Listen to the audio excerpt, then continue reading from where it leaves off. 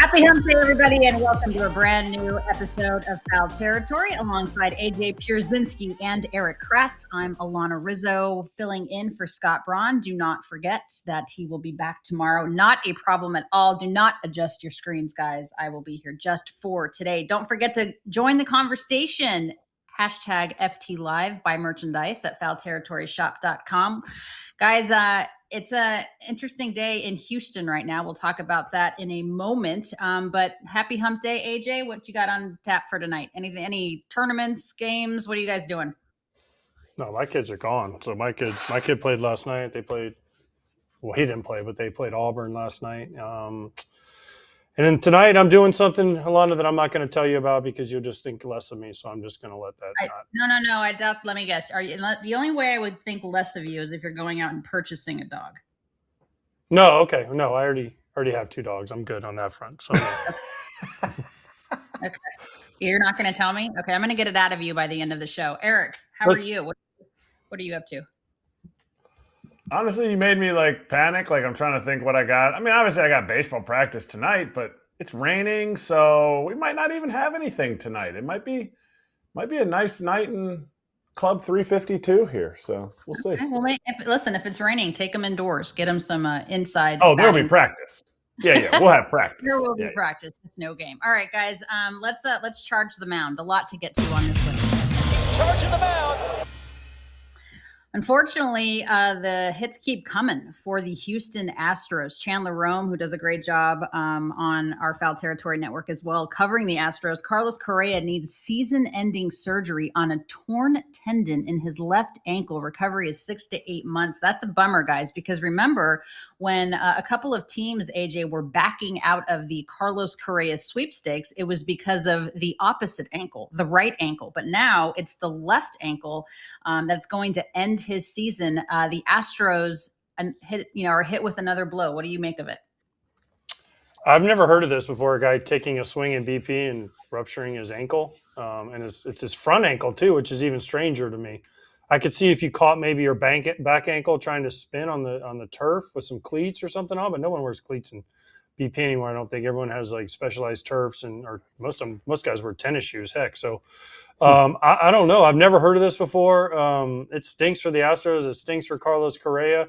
This is not the ankle that he was, anti-physical against or failed his physical for earlier in his career. So I guess that's good news, but this sucks if you're Correa. This sucks for the Astros. The Astros are already playing terrible. They don't need any more blows, but get healthy, Carlos. We'll see you in 2027, hopefully. It's definitely one of those things that you look at and you go, man, how could somebody hurt their front ankle? Watch guys swing. From now on, when you turn the games on today, some guys really roll on that front ankle, but to snap, most of those guys have been doing it. Carlos Correa has been doing it for years. So you would think you build up some type, not immunity, but strength in it if that's what's happening. That is such a freak thing to happen, and it's unfortunate. It's unfortunate for Carlos. It's unfortunate for the Astros. I don't think with Carlos in the lineup, the Astros were going to be able to dig out of the hole that they got themselves in. It's not like other years where people were saying, in 2024, the Astros started X, Y, and Z. Well, you know what? The Astros, they're having a tough time finding innings. They're having a tough time being able to stay in games because of their pitching. There's the stat. If you're listening, we have the stat on the screen. They have a 5.65 ERA. Their whip as a team is 1.62. There are runners on base all the time. I know they beat the Dodgers last night, but let's just stick with what's been happening. Their offense is okay. Their pitching is brutal, and losing another piece of this team is just going to put a bigger damper on this season that I think is going to be a washed season. But that's exactly when the Astros come back, when people don't believe in them anymore.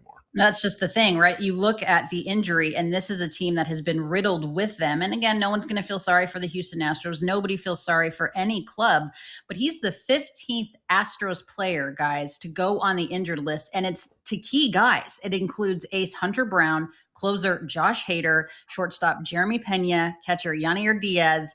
And this is a guy, obviously, that is such an instrumental part to their lineup. And again, as Erik was just talking about, AJ, they have treaded water because of the offense. The offense has, been pretty decent, top 5 in a lot of key offensive categories. The pitching has been horrendous, but you take away Carlos Correa, who's a big piece of that offense. I'm not certain where the Astros go from here. I mean, does this team at any point, albeit on May 6th, do they have a shot in making the postseason at all via the wild card? Because I don't think they're going to win the division.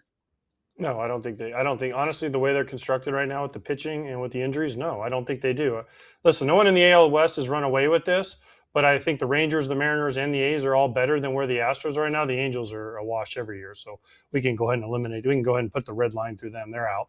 But I don't think the Astros can do it, and it's not going to. And everyone's going to look at Joe Espada. Joe Espada should lose his job. It's not Joe Espada's fault. They have 15 guys on the IL. It's someone's fault. I don't know who. But, it's like the last couple of years, they've just been hit by injury.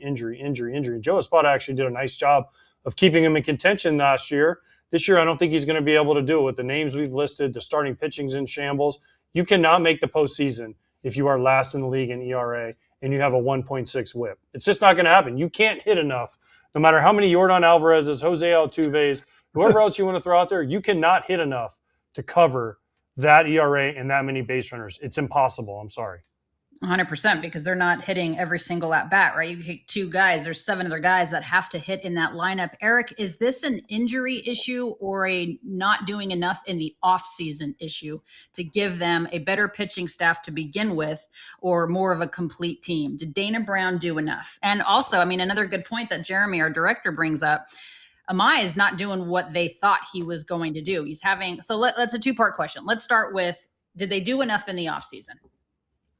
Did they do enough? Did they know Hunter Brown was going to go down? No. Did they know Amaya was going to be hurt? Kind of. Or just trying to figure it out? No. The part where I think Dana Brown and the scouts missed on was the fact that do they want to build a team that has 7 starting pitchers deep? Because we had the list before. I mean, right now they have Lance McCullers in their starting rotation, I think, and he was a guy you can't necessarily count on. The fact that they went out and got Ryan Weiss, who was I think it was Korea, but it might have been Japan. He was another overseas signing that they thought, they'd bring him in and kind of a reclamation project. Spencer Arrighetti started out on the IL, so he hasn't even been out there the entire season. Like, you've had injuries that have dipped into your depth. And so as a GM, I think the only thing would be, okay, did you evaluate Amaya correctly? Is that the guy that you wanted to go after with I think they're paying him, I got to look it up. I think they're paying him $18 a year, but is that what you wanted to spend the $18 a year on? Had they not gone and got him and spent $18 on other guys that were out there in free agency, I don't think Astro fans would have been like, wow, man, what a great pickup. It would have been kind of not a depth piece, but like a 4 or a 5.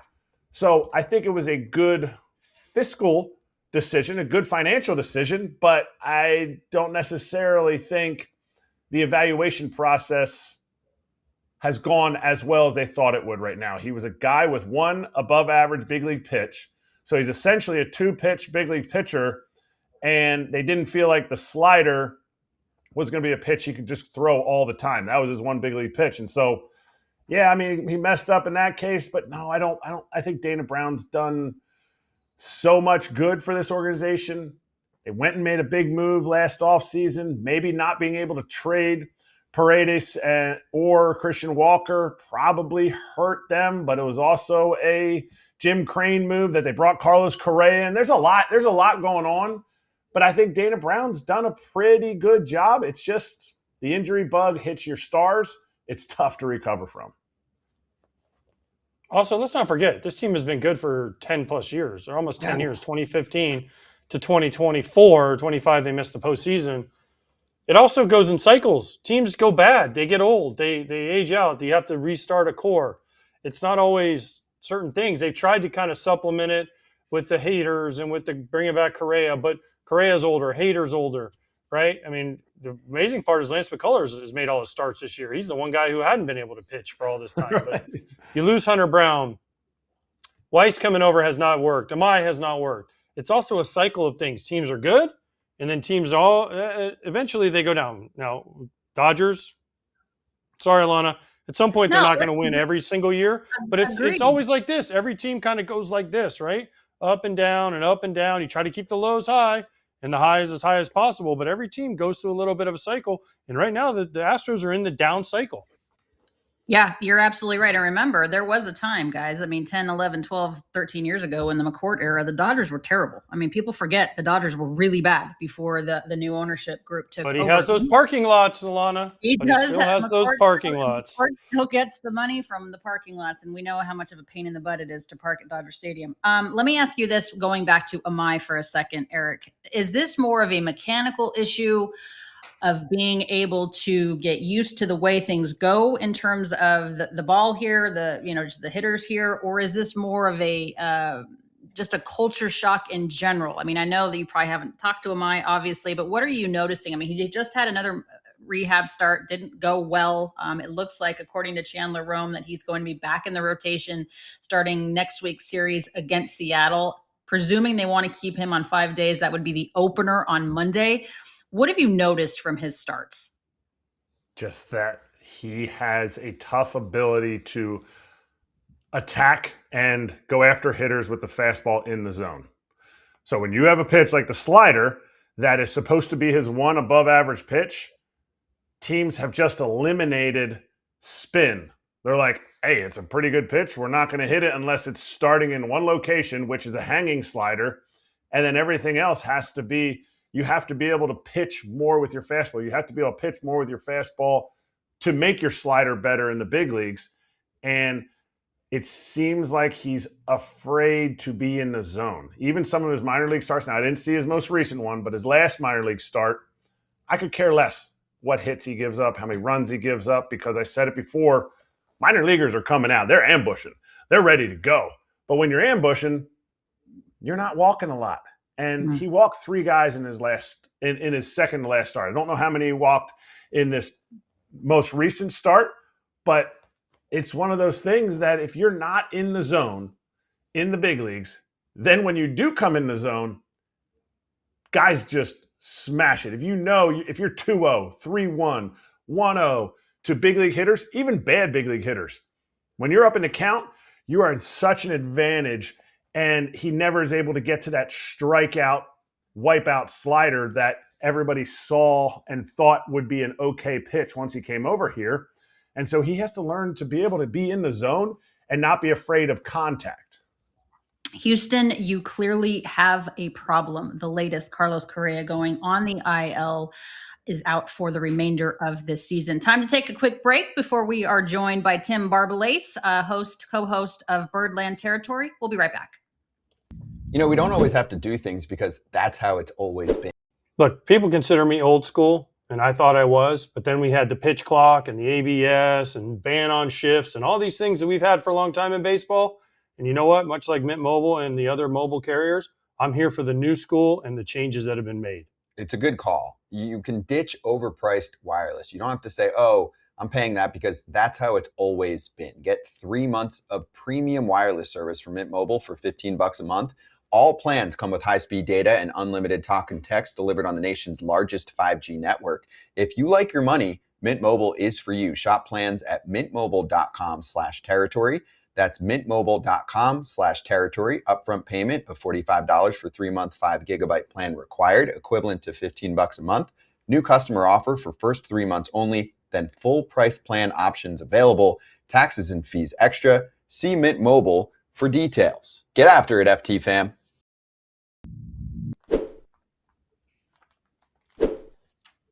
We are joined now by Tim Barbalace, co-host of Birdland Territory. Also does Ravens pregame and Orioles road post-game pregames on 105.7 The Fan. Good to see you, Tim. Thank you so much for being here. Let's talk a little bit about the O's. It just seems like a very broad stroke brush here. They just don't seem to be able to have any sort of traction right now, headed in the right direction. An overview, if you could, please, of what's going on in Baltimore. Yeah, it's been a very disappointing start to the season. There's no way around it. Where we were talking a lot heading into the season that it seemed like they had an easy schedule, and it ended up playing out that way. Guys, they've played 36 games, and they've only played 7 games against teams with winning records. That's the Pirates. They got swept there, and then the Yankees, in which they got dominated in that 4-game series. And despite that, they're still 4 games under 500. And this team has had several big time wins. A 6-run comeback against the Diamondbacks. You thought that would build some momentum. At that point, they won 6 of 7, and then they immediately dropped 6 of 7. They just haven't been able to sustain any success. And there's been so many disappointments throughout this season. Defense being atop the list, it seems like they're just making self-inflicted mistakes at least once a game. Still waiting for that lineup to be consistent. But this starting rotation, I had a lot of high expectations for that group heading into the year, and they just haven't delivered so far. Why? Why'd you have high expectations? I mean, honestly, Bradish hasn't been able to stay healthy, really. Bassett, we saw he got moved to the bullpen for the Blue Jays. Rogers had a nice second half, but he hasn't proven this over a long period of time. Shane Baz, I love, but he also kind of hasn't proven it over a full stretch of time. And then if you go past that, then you're like, okay, well, where are we at with Povich and some of these other guys? So why did you have so much faith in this starting rotation once Eflin went down? Because to me, that this is still their biggest weakness, and now you lose Ryan Helsley. You can almost throw the bullpen in there with that too. But why did you have so much confidence in this starting rotation? Well, it's funny, the bullpen, I would say, was my biggest concern heading into the year, that and the defense. But the bullpen's been a pleasant surprise, but they've really fallen back down to earth in the past week or so. As far as the starting rotation, guys, you want to just look year over year heading into opening day. Dean Kramer was on this opening day roster last year. He got sent down. Zach Eflin was their ace last year, their opening day starter. He ended up being slotted in as their number 5. And Cade Povich was in their starting rotation last year. He was in Norfolk as well. So it was night and day better on paper. Obviously, it hasn't played out that way. Kyle Bradish has been a stud, and he's dealt with injuries, but you can even go back to last year when he came back off Tommy John for that 6-7 start stretch. He was really, really good. He has not looked like Kyle Bradish this year. That walks have been a significant issue. Trevor Rogers, he was unworldly last year. First 3 starts of the season this year, he was really, really good. Since that point, he's gotten guys to 2 strikes. The craziest stat, batters are hitting over 300 off Trevor Rogers with 2 strikes this season. He's just not been able to get that put away pitch to those guys. And you're right. Bassett, it's been a mess. Shane Baz, he has yet to really realize that type of potential as well. It's a concern. It's a serious, serious concern. And I guess I did end up overlooking it, but on paper, it was much better year over year. But isn't pitching affected by defense? I know we have so many analytics Absolutely. that says like FIP, independent pitching, all that stuff. But to me, when your defense, and I want you to hit on some of the, if you have any of the numbers of their defense, because they're pretty abysmal, is crazy because there's so many guys playing out of position from an organization that had so much. Oh my gosh, we could put together an entire minor league team from Norfolk that could compete in the big leagues. And now all these guys are here, and some of them are playing maybe out of position, and yet, like, people are like, well, the pitching's bad. To me, the defense doesn't make the plays for them, and so then they get put in a position to give up a homer or not to get that strikeout when they would have been out of the inning. The defense has been abysmal this season. There's no way around it. This is an organization. We talked about it on my show locally on 105.7 a lot yesterday. This organization doesn't prioritize defense. They just haven't. They don't. And a big issue that you see in the minor leagues is they pride themselves on positional versatility. Well, if you can play multiple positions and you're not really good at either, What does it really matter? And you're yo-yoing so many of these guys, where Kobe Mayo is a perfect example. He's clearly not a third baseman, but that with how the roster is constructed and Jordan Westburg being hurt, you're trying to shove a square peg into a round hole there, but he's not a third baseman. This outfield defense is a mess. Taylor Ward has been fantastic as a batter this year. It's rough seeing him in the outfield. There's guys not covering second base. That happened yesterday. And you can look at errors where I think they've made the 5th most errors in baseball.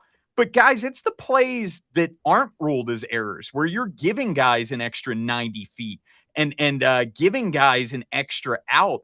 It just can't happen. When you're a struggling ball club like this, you cannot afford to have the amount of self-inflicted mistakes that they have. I was super concerned about this defense heading into the season. It's been much worse than expectations. Tim, you talked about the errors, and there's one thing when you're making a physical error, you just can't get to a play or whatever reason. But when you're making mental errors, those are things that are going to keep managers up at night. You also mentioned Jordan Westburg, diagnosed with that partially torn ligament. He's shut down from baseball activities. What do they do with him? What's the decision? Do they wait? Do they have surgery? What happens with him? I think the writing's on the wall at this point when it comes to Jordan Westburg, where they just had to shut him again because he's been experiencing some elbow issues. I think it's Tommy John. It just always looks that way. The PRP shot is far from a certainty, and it sucks. It sucks for Jordan Westburg, the player. It sucks for the Orioles, the team, because Jordan Westburg is the glue to this lineup. He is a former All-Star. You can look at the numbers from the day Jordan Westburg got brought up in 2023 to now. When he is in the lineup compared to when he is out of the lineup, the Orioles average close to half a run more with Jordan Westburg in the lineup. He's their most clutch player. You can look at his numbers with runners in scoring position. You can look at his numbers in late and close situations. He comes through, and he's also a very solid third baseman.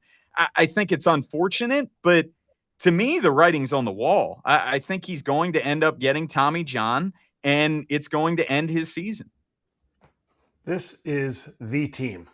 This team, they went out and got Pete Alonso. They didn't make the big splash in, free agency pitching wise that we thought they would. They got Boz, they extended Boz. This is the team. It is now.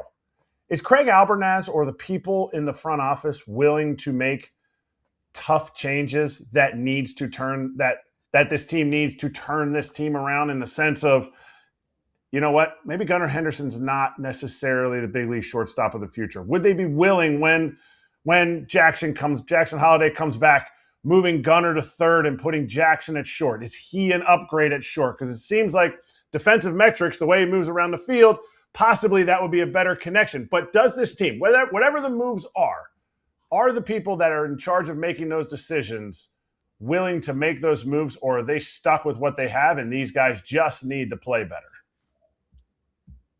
I don't really see a lever that they can pull. And we know that Mike Elias has really struggled at the trade deadline pretty much every single year as general manager, especially as a buyer. He has not done enough to recognize the moment as a buyer. As far as Gunnar moving him to third, I don't think Jackson Holiday can play shortstop at the major league level. I just don't think his arm is strong enough. And guys, quite frankly, when you look at Jackson Holiday, if anyone's looking at him to be a savior, I don't think it's fair to him, because we've seen him get shut down a couple of times with this hamate bone injury, and it's been very fascinating just watching the progress. Corbin Carroll, Francisco Lindor, they both had the surgery the same time as Jackson Holiday. They both obviously have been back for quite some time. They were back for opening day. Carroll's been great. Lindor's struggled. And Jackson Holiday, he's still waiting to get back to his rehab assignment again. This will be his third time.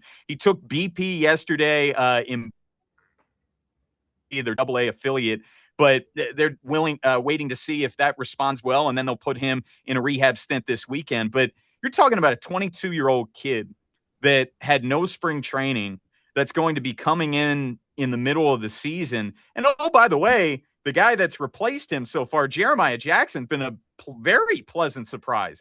I don't even know if Jackson was playing as well as Jeremiah Jackson last year at second base in terms of defensively and especially offensively with what Jeremiah Jackson was providing. I think this is the club, guys. If they're looking for any reinforcements, I already told you, I don't think Jordan Westburg's coming back.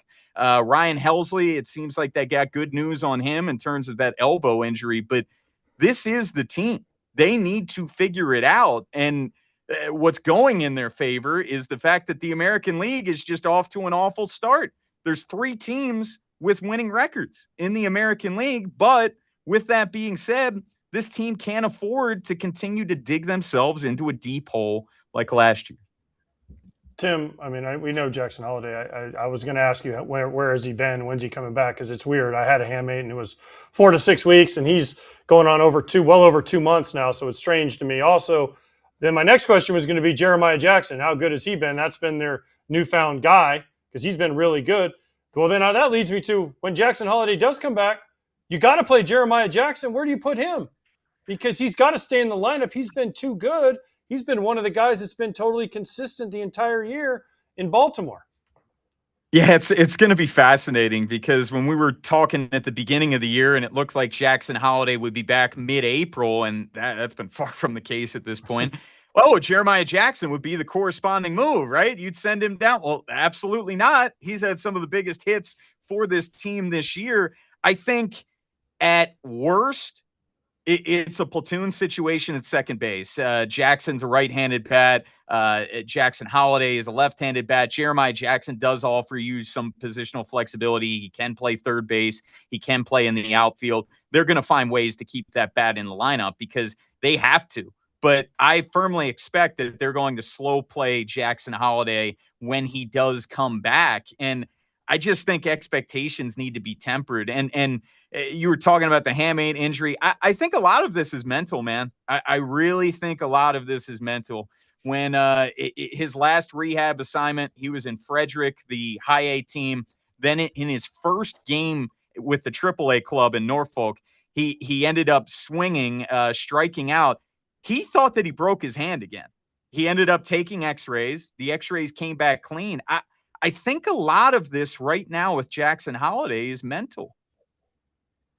Tim, you were talking about it on Birdland territory a lot about would it matter or would DFAing somebody or optioning somebody, would that be a wake-up call that this club desperately needs? And if so, I mean, is that even an option for people on this team? It was funny talking to Brad Brock about that, and he was like, there was never a move in my career where that happened and really light a fire under the clubhouse. And we've taken so many calls this week, man, like, oh, DFA, this guy, send down Kobe Mayo, send down Colton Cowser. Well, who are you bringing up? You know, you can look at the Orioles farm system right now. There's not a lot of top guys at the AAA level. There's not many reinforcements on the way. Enrique Bradfield Jr., if you wanted to bring him up in the outfield, well, he's hurt. He's been on the IL. He's been out the past couple of weeks. I just don't think there's this magic move that's going to snap this team into shape. They need to figure it out because I've been saying this month is going to make or break this ball club because heading into May, they have one series against an AL East opponent, and that was the Red Sox. They lost that series 2-1. They have a combined 17 games against the Yankees, the Rays, and the Blue Jays in the month of May. And then immediately to start June, they have a series against the Red Sox and the Blue Jays.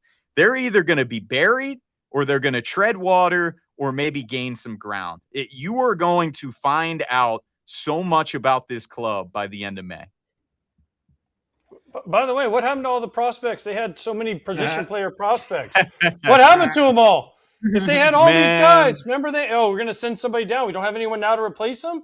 But I thought they had prospect on prospect on prospect. They had so many prospects, and they never wanted to trade any of them because they were all such high value. And all of a sudden, they don't have any prospects. Wait, what happened? Kyle Stowers. Yeah, Kyle Stowers and Connor Norby. They're seeing both of them with the Marlins. This is a tough spot, man. And the fan base is pissed. And you can say that it's early. You can say that you're 36 games in, but we saw this play out last year. And of course, you got a lot of calls in the past couple of days. Mike Elias needs to go. Mike Elias needs to go. I'll say this. There's a long way to go. And could they turn it around? Absolutely. But if you go in the worst case scenario and this team finishes below 500 again, if you would have told Mike Elias 8 years ago that you would be 8 years in and you would not have a playoff win and you would be going backwards every single year since 2023 when you won 101 games, what would you consider that? And he would consider it a failure. And it's not that easy because, of course, there's a looming lockout, but this is unacceptable. There's no way around it. This is unacceptable. Year 8 in this regime, when you had to tell a fan base at the beginning of this, hey, we're going to tank, we're going to suck for 4 years, lose over 100 games in all those years to build a sustained winner. And for you to be going backwards since that high point in 2023, it's not acceptable. Some people, when I work construction, some people can build a house. Some people can do fine trim. And to me, I think Mike Elias can build a house, but you need somebody to make it look nice on the inside to win the championship. I'm going to go completely opposite here. I'm going to go something positive. Of these 3 sluggers, Pete Alonso, Adley Rutschman, and Samuel Basallo, who ends up having the more productive year at the plate? With Pete coming on hot, Adley has been doing really well, and I think Basallo's been a little up and down, but I feel like he's trending up now. Who has the best year at the end of the season? That's a great question. Look, Sam's swinging a red-hot bat right now. He was a home run away from the cycle last night in that game. He ended up getting pinch hit for in the 9th inning, and Craig Alvarez, he pushed the right button. Adley Rutschman came in, hit the go-ahead RBI single.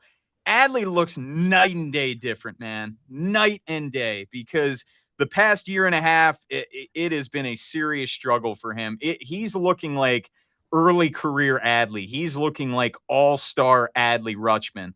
But if I had to choose from the 3, and I do think all 3 will have good years, I am buying into Adley. Samuel Basallo is 21 years old. His raw power is just stupid, guys. But I think I'm going to go with the guy with the track record, man. Like Pete Alonso, he got off to that really rough start. And I go back to, it was the first game of the Giants series a couple weeks ago. And Pete meeting with the media was so emotional. It sounded like he was on the verge of tears. He was so upset, taking this rough start so personally, saying he's letting everybody down. He's letting the team down. He's letting the city down. Since that point, guys, 22 games, he's got a 940 OPS, 5 homers, 14 RBIs. The Polar Bear is back, and he was one of the only guys that showed up in that Yankees series, hitting 2 home runs, hitting a couple more extra base hits. I'm going to roll with the guy with the track record, and that's Pete Alonso. Yeah, I think that's a good bet to make anytime you can bet on the Polar Bear. Tim, we appreciate it very much. Don't forget to check out Birdland Territory on YouTube and wherever you get your pods. We'll be right back. Stay with us. Let's talk love life, FT family. I know it's an important part of everyone's life, but if you need help or if you don't, Blue Chew Gold is changing the game and it is turbocharging your love life. That was beautifully delivered. The new arousal-boosting formula combines passion and performance into one tablet that dissolves under your tongue for super fast onset. No more waiting for a pill to kick in. No more moments ruined by performance anxiety. Just the results you want when you want them. Most ED meds only focus on blood flow, but Blue Chew Gold goes further by combining 2 ingredients for blood flow with 2 more for mental arousal and connection. So you're not just physically ready, you're actually in the mood. And we've got a special deal for our listeners right now. When you buy 2 months of Blue Chew Gold, you get the 3rd for free with promo code FOUL. That's promo code FOUL. Visit BlueChew.com for more details and important safety information. And we thank Blue Chew for sponsoring the podcast.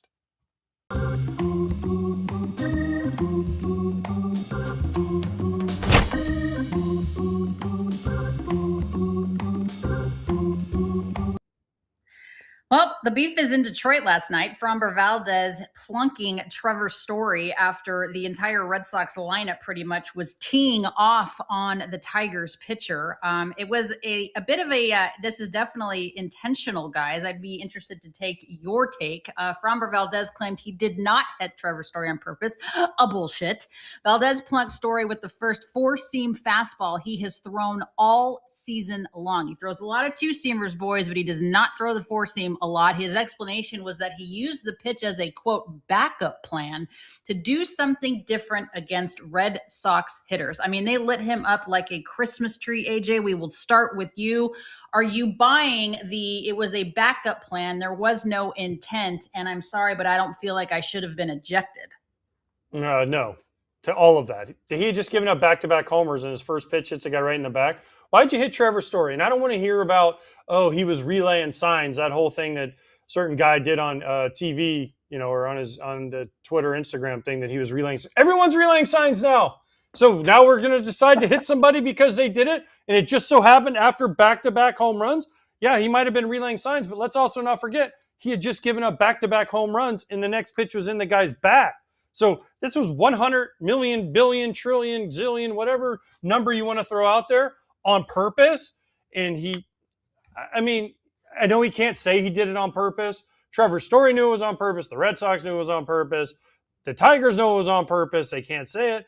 Will Middlebrooks on the Red Sox knew it was on purpose. Andy Dirks, who had an awful try to explain this, he knew it was on purpose. Jason Benetti knew it was on purpose. The whole stadium knew it was on purpose. Let's just call a spade and say what it is. It was on purpose. He was mad because he was getting lit up all over the park, and he hit the guy. Here's my problem. I was thrown out a lot, okay? And I got thrown out because I did stupid stuff, and I got thrown out because guys on my team did stupid stuff. But if a guy in front of me hit a home run and I got hit, I was more pissed because I didn't hit the home run. Dude, if I would have hit a home run and you hit me, okay, maybe I deserve it. But don't hit someone else for something that you did wrong by giving up the home run. It wasn't Trevor Story's fault that the two guys in front of him hit home runs. It was Framber Valdez's fault, and he went about it the wrong way. I never liked this. I'm going to hit him. And we'd have times where, we should knock somebody down because we're getting lit up. Make better pitches.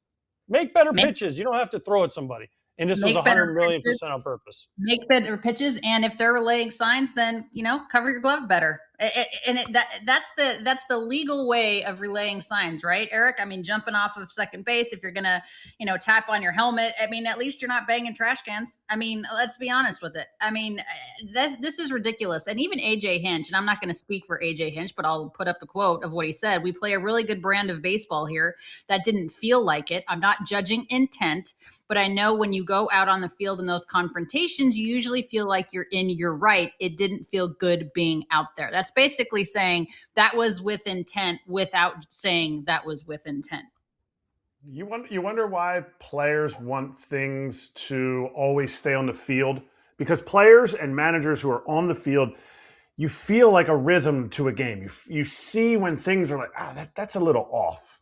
And so for AJ to come out and say this, he got it. Like, he understood. Like, he goes out on the field and you're like, oh man, like I kind of feel like everybody knows what we saw here. You know when somebody threw at you. Trevor Story knows when somebody threw at him. The people on the field know. If you're trying to sit here and say, no, it wasn't. I mean, Dingler's like, yeah, I guess, yeah, man. And then, so I love the fact that Hinch came out and said this. I love that. Because he's always honest. He's not trying to BS you in the media, like trying to just blindly protect his players. They knew this when they got Framber. They knew of the crossing up the catcher thing. They knew of his immaturity. AJ saw his immaturity when he was a younger player in Houston. And this. And so some people have a predisposed idea of it. And then some people, like AJ, with this quote here, he felt what he felt on the field. And so this is just slamming home what AJ Pierzynski said before. AJ Pierzynski, I would like to know your thought on the fact of Framber comes into the Tigers organization with a reputation, and the entire offseason was spent showing clubs what a good guy he is. And again, I don't know him. I don't cover him. I don't know, but there is a narrative about Framber Valdez. And Will Middlebrooks last night on the broadcast, the Nesson broadcast, said, yeah, just, something to the effect of, maybe he's going to cross up his catcher next or whatever it was, because that happened to him when he was in Houston. So the narrative continues. Are we reading this incorrectly? Is Framber a good guy? Like, what are we doing here? I don't know. I don't know Framber other than I've said hello to him like twice in my life. I had the Tigers this past weekend, and that question came up, not from me, about Framber, and Hinch defended him to the end, which he should do as his manager. I don't know. I don't know him at all. You just can go off what you said. And listen, as somebody that had a reputation, and it is what it is, you can't really change it, and you just have to try to work around it a little bit. But this wasn't a good look for him throwing at somebody. I'm sorry. It wasn't a good look when he crossed up his catcher last year, even though he said it wasn't intentional, which I don't know. We got to take the guy at his word, right? It just starts compounding things. And there's always been one thing about Framber, and Dusty Baker always said this best. He always needed Martin Maldonado to catch Framber Valdez to keep him under control and keep him focused and keep him engaged and stay on him, right? And I feel like if Framber doesn't have that, then he has a hard time. And you see this every so often with Framber, where he just has a game and you're like, that is not the Framber Valdez that I've watched pitch for the last 7 or 8 years. Wham, and he gives up 10 runs. And you're like, wait, how did that happen? And this is why, again, Dusty Baker said Martin Maldonado would get in his ass and he would get him back focused, right? So I don't know if this is him or what. I want to hope it's not him.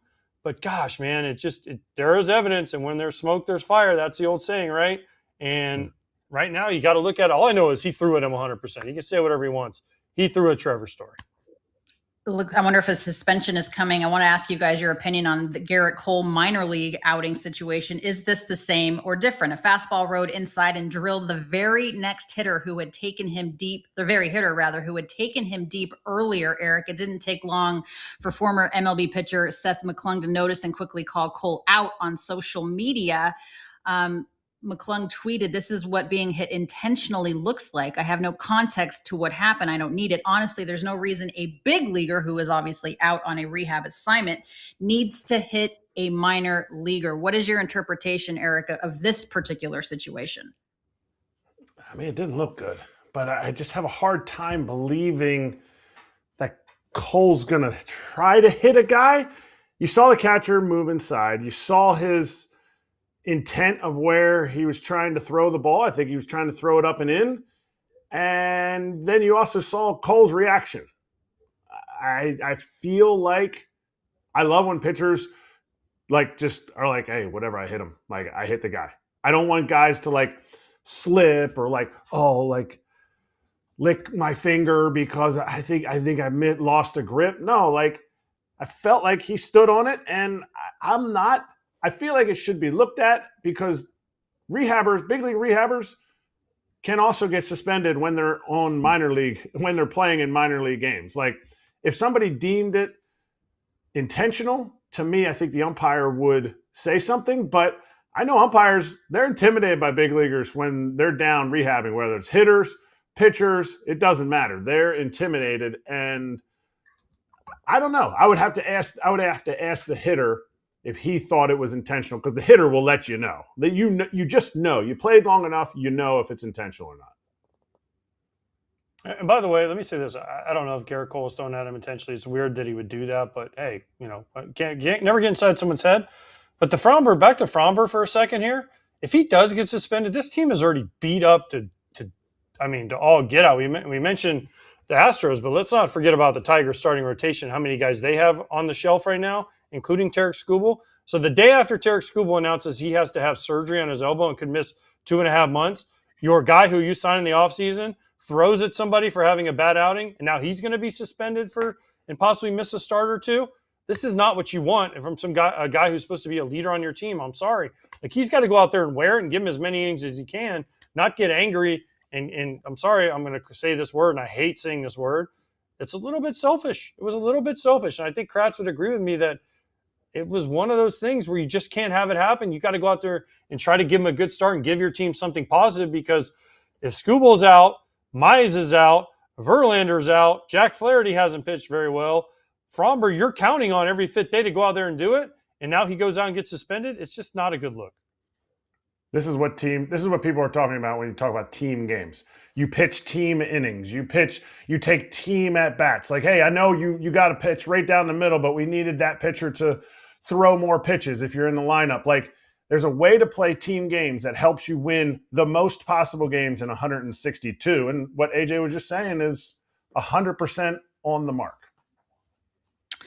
Well, I think it's a good idea to get the opinion of someone that's in the clubhouse that knows Framber as a teammate. So our next guest is ready. Let's get to Tigers first baseman Spencer Torkelson.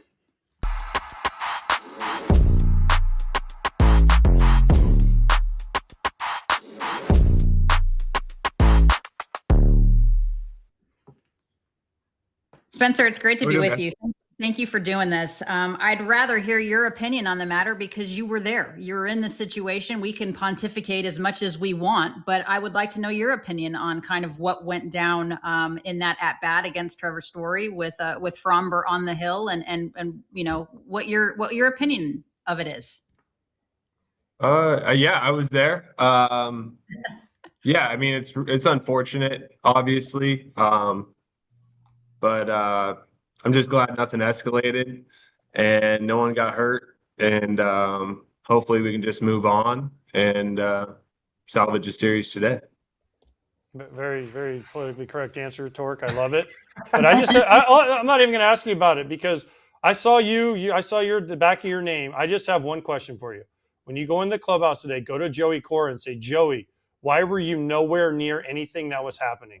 Joey Cora was still standing in the third base coaching box like he was not allowed. So please ask Joey for me why he didn't get in the middle of it. I'll do that. And Greeny was giving McGonigal and said, if I ever beat you from left field again, we're going to have a problem.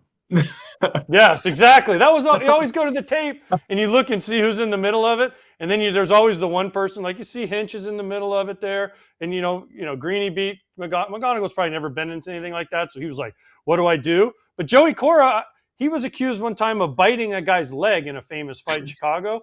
So I know that he's got that Chihuahua in him. So please just ask him why he wasn't any part of it.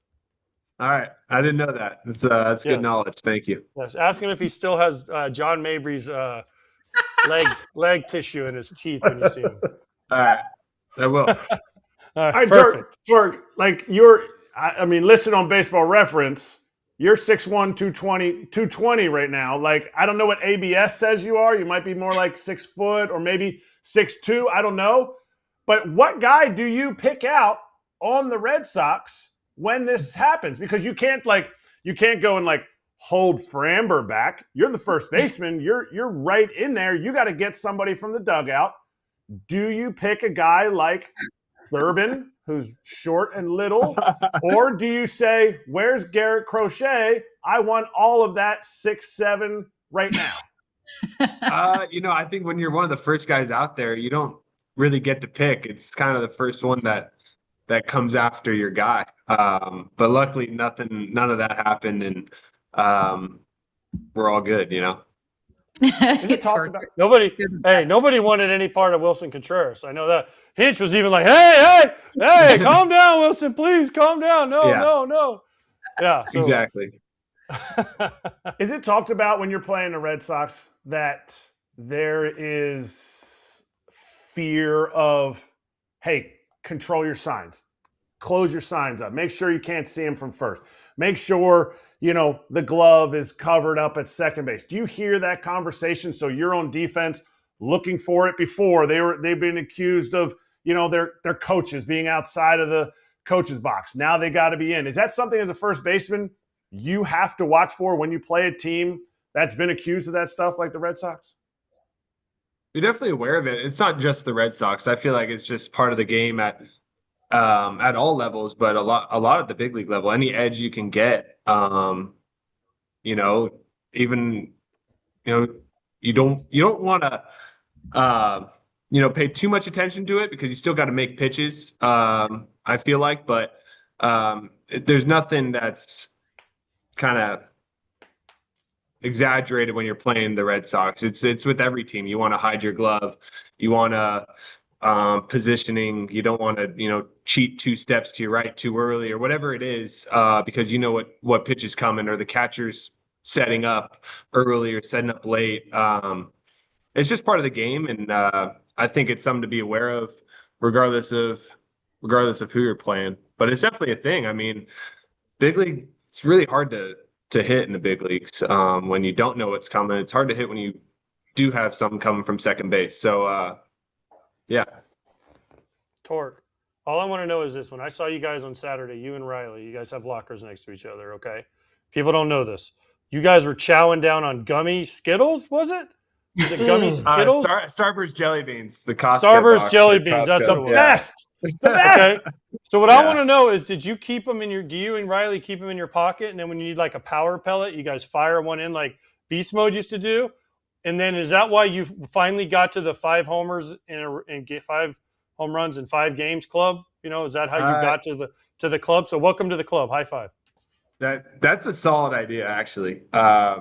But no, that's mostly just like we're bored. We got 30 minutes till a meeting, and we're not even hungry, and we got Starburst jelly beans right in our locker. But it's my wife's kind of partly to blame. She went to Costco like a month ago, brought that home, and I'm like, absolutely not.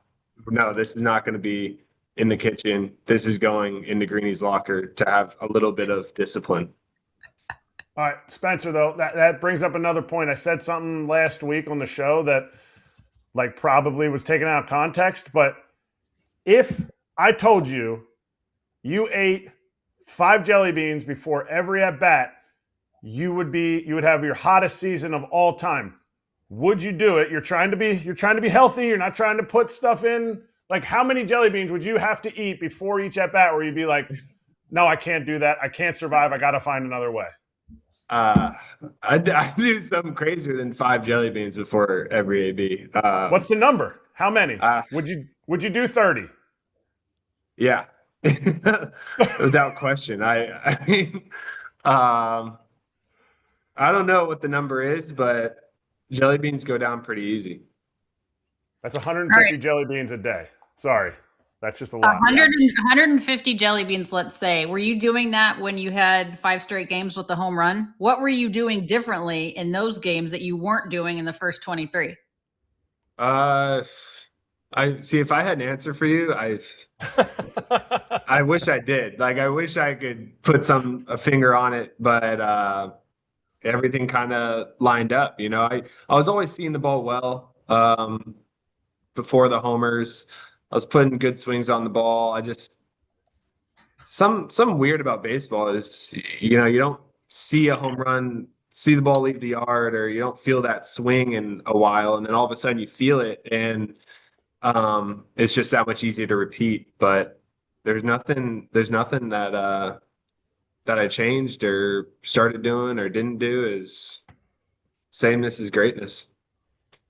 Torque, I got one more jelly bean question for you. Have you been to Universal and had the everything beans from Harry Potter that they sell, the jelly beans? Of course. Yeah.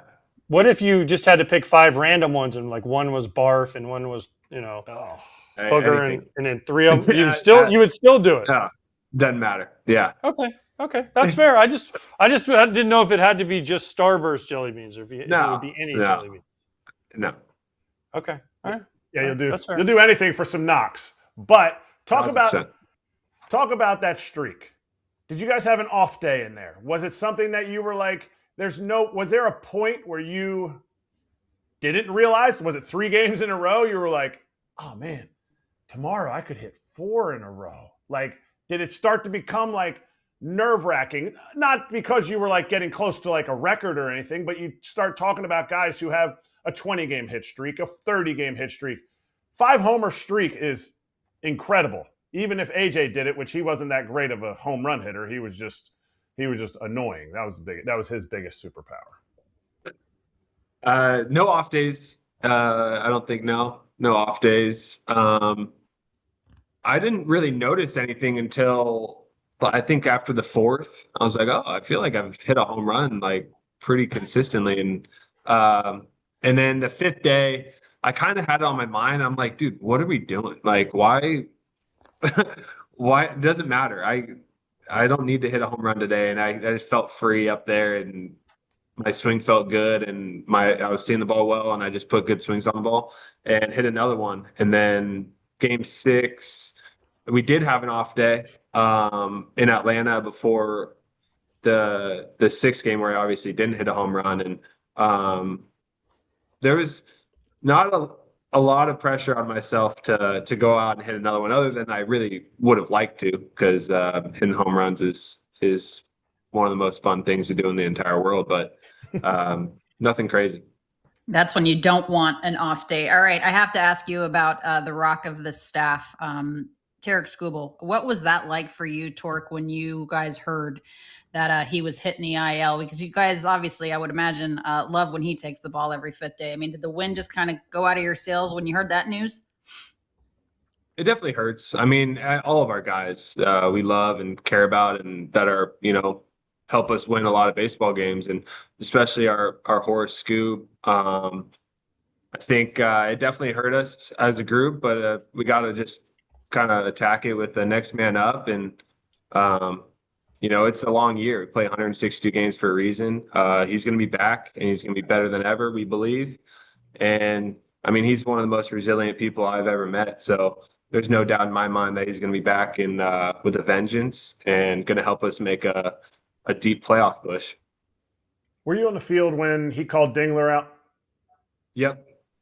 When that mound visit happened, did you think anything of it? Because I honestly have never seen a pitcher tell his catcher, hold my glove, and then work his elbow out, and then go out and strike the next 3 dudes out and be like, okay, what was that conversation when you were on the mound? What did you hear? What did you hear him saying? Or how did it end up that he stayed in the game after he did all that? It was scary, yeah. I mean, whenever a pitcher kind of calls time and grabs his arm, it's like, all right, what's going on?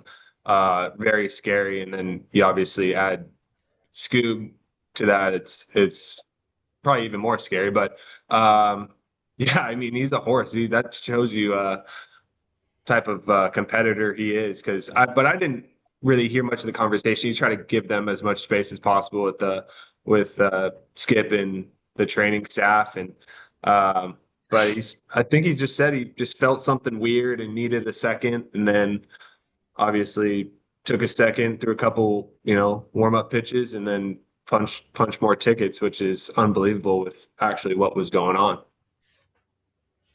Spencer, I got to ask you about your shortstop, McGonigal. Yep. Have you ever seen a rookie that can do what he does with his skill set? I mean, he's better defensively than I thought when I watched him play this past weekend.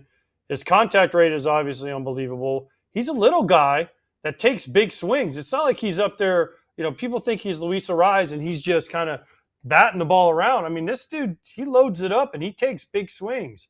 Have you ever seen anybody with this skill set this young? No, I haven't. I mean, he's an absolute gamer. Good point on the glove. I mean, I never really watched him play, just saw his statistics and through the minor leagues, and obviously banged. I think some people had questions like, where is he going to play? He can play anywhere, and I have full confidence in wherever he is, whether it's shortstop or third base or anything. But I mean, the types of swings that he takes consistently with that contact rate is special. I mean, you can't teach it. He sees the ball better than anyone. Obviously, hand-eye coordination, unreal. And then he's always balanced, it seems like. He's taken absolute G-hacks, but he's controlled. It's a controlled G-hack, and he has some serious pop. Did you have conversations with him, Spencer, about just being, an overall top pick and just the expectations that come with being that highly regarded? Do you have conversations about that? Because you obviously shared in that same type of thing.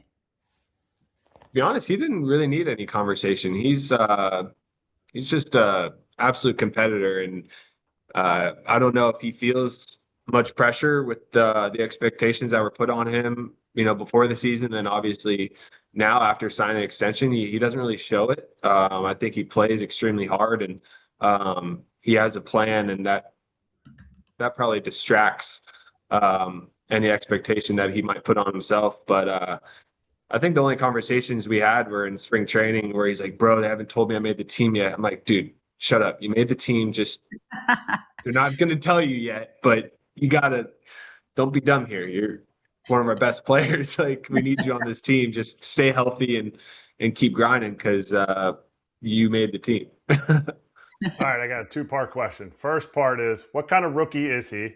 Because everybody sees how perfect he is on the field, but you guys, as a team, give him a hard time. And the second part is, when's that meal coming? Because I heard you guys were supposed to go and have the meal that he was going to pay for after you guys' extension, but conveniently you guys had a rain out or the game got delayed. Yep.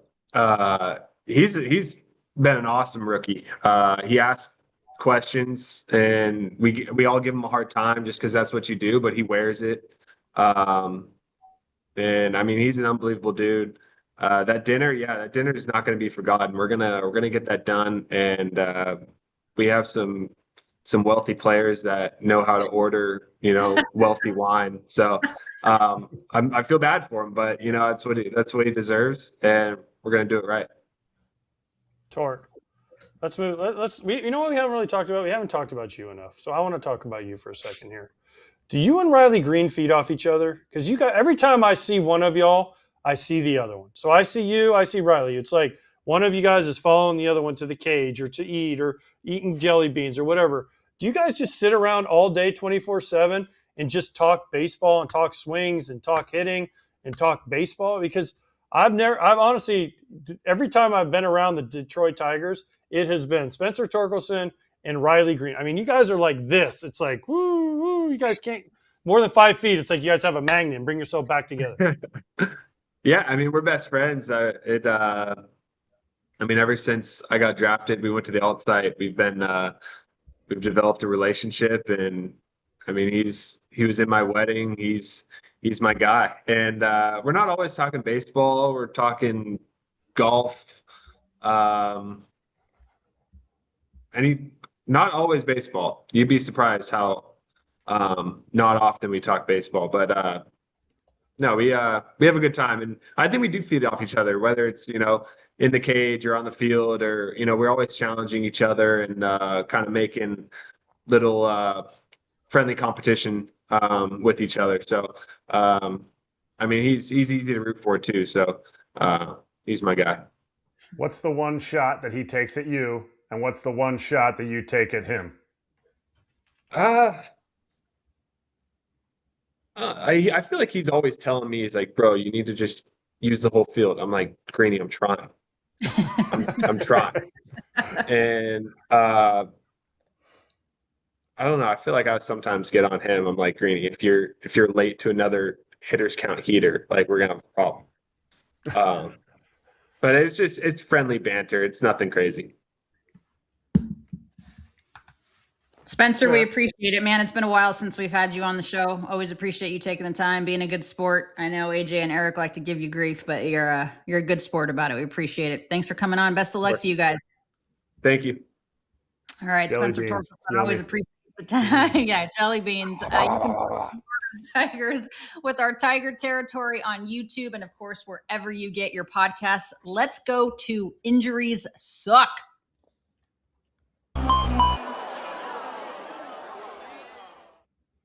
Guys, we've talked about it a lot. Of course, we talked about the Astros injuries, the Tigers injuries, Emilio Pagan, talking about him and as far as the latest injury is concerned, carted off of the field after injuring his left hamstring on a first pitch. Reds reliever Sentian said that does something to somebody when a great person, great human, great teammate, great leader, no one ever wants to see that with anybody. I mean, what is going on? I mean, that's not something certainly you want to see. I mean, I would imagine he did more than pull that. I mean, AJ, you are not on the IL often, but this sucks. Hamstrings, obliques. This is a bummer for the Reds. Yeah, he was a big piece of their bullpen. He kind of let Terry Francona figure out he was the ninth, and then he could use his other guys in the eighth and the seventh, like we talked about the other day, how important a closer is. So he was a big piece in helping them figure out their bullpen, and to lose him for a significant amount of time is a big blow. Plus, they've been walked off 2 days in a row by the Cubs because he got hurt. So this is not ideal timing. The Reds are going to be okay. I think one thing the Reds have done is they've kind of, and Terry Francona has always been good about this, not only having his closer, okay, he goes down, but he's given guys enough confidence and enough innings in big moments where he feels like someone else can step in and take that role. Now, who that's going to be, we'll have to see. But I think Terry Francona has done a great job everywhere he's been. Is like, okay, this guy goes down.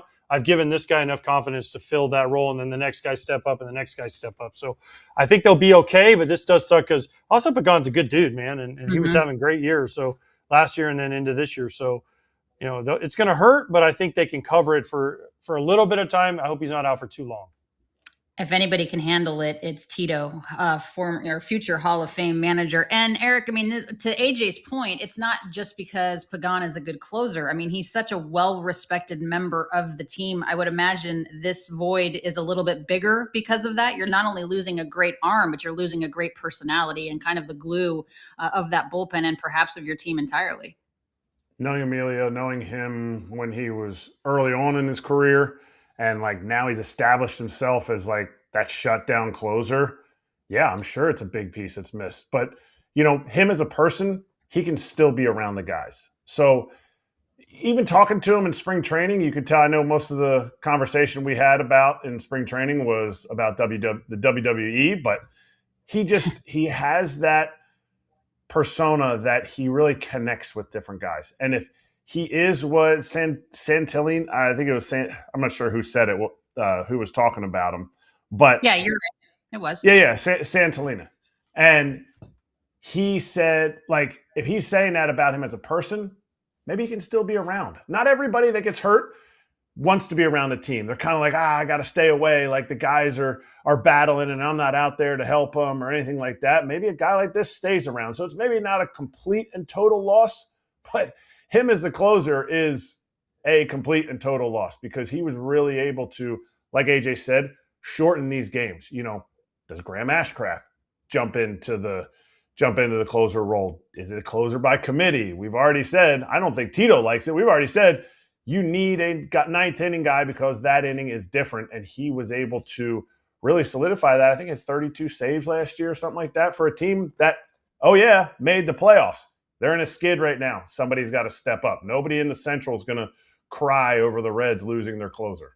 Yeah, 32 saves last year for Pagan. It was a career best for him. The Blue Jays are absolutely decimated by injuries, particularly guys in their starting rotation. Max Scherzer, the latest in terms of that. After throwing at Tropicana Field, Max Scherzer said his forearm isn't responding the way he hoped. The plan now, AJ, is to talk to more doctors and figure things out from there. His ankle is progressing well. I guess that's good.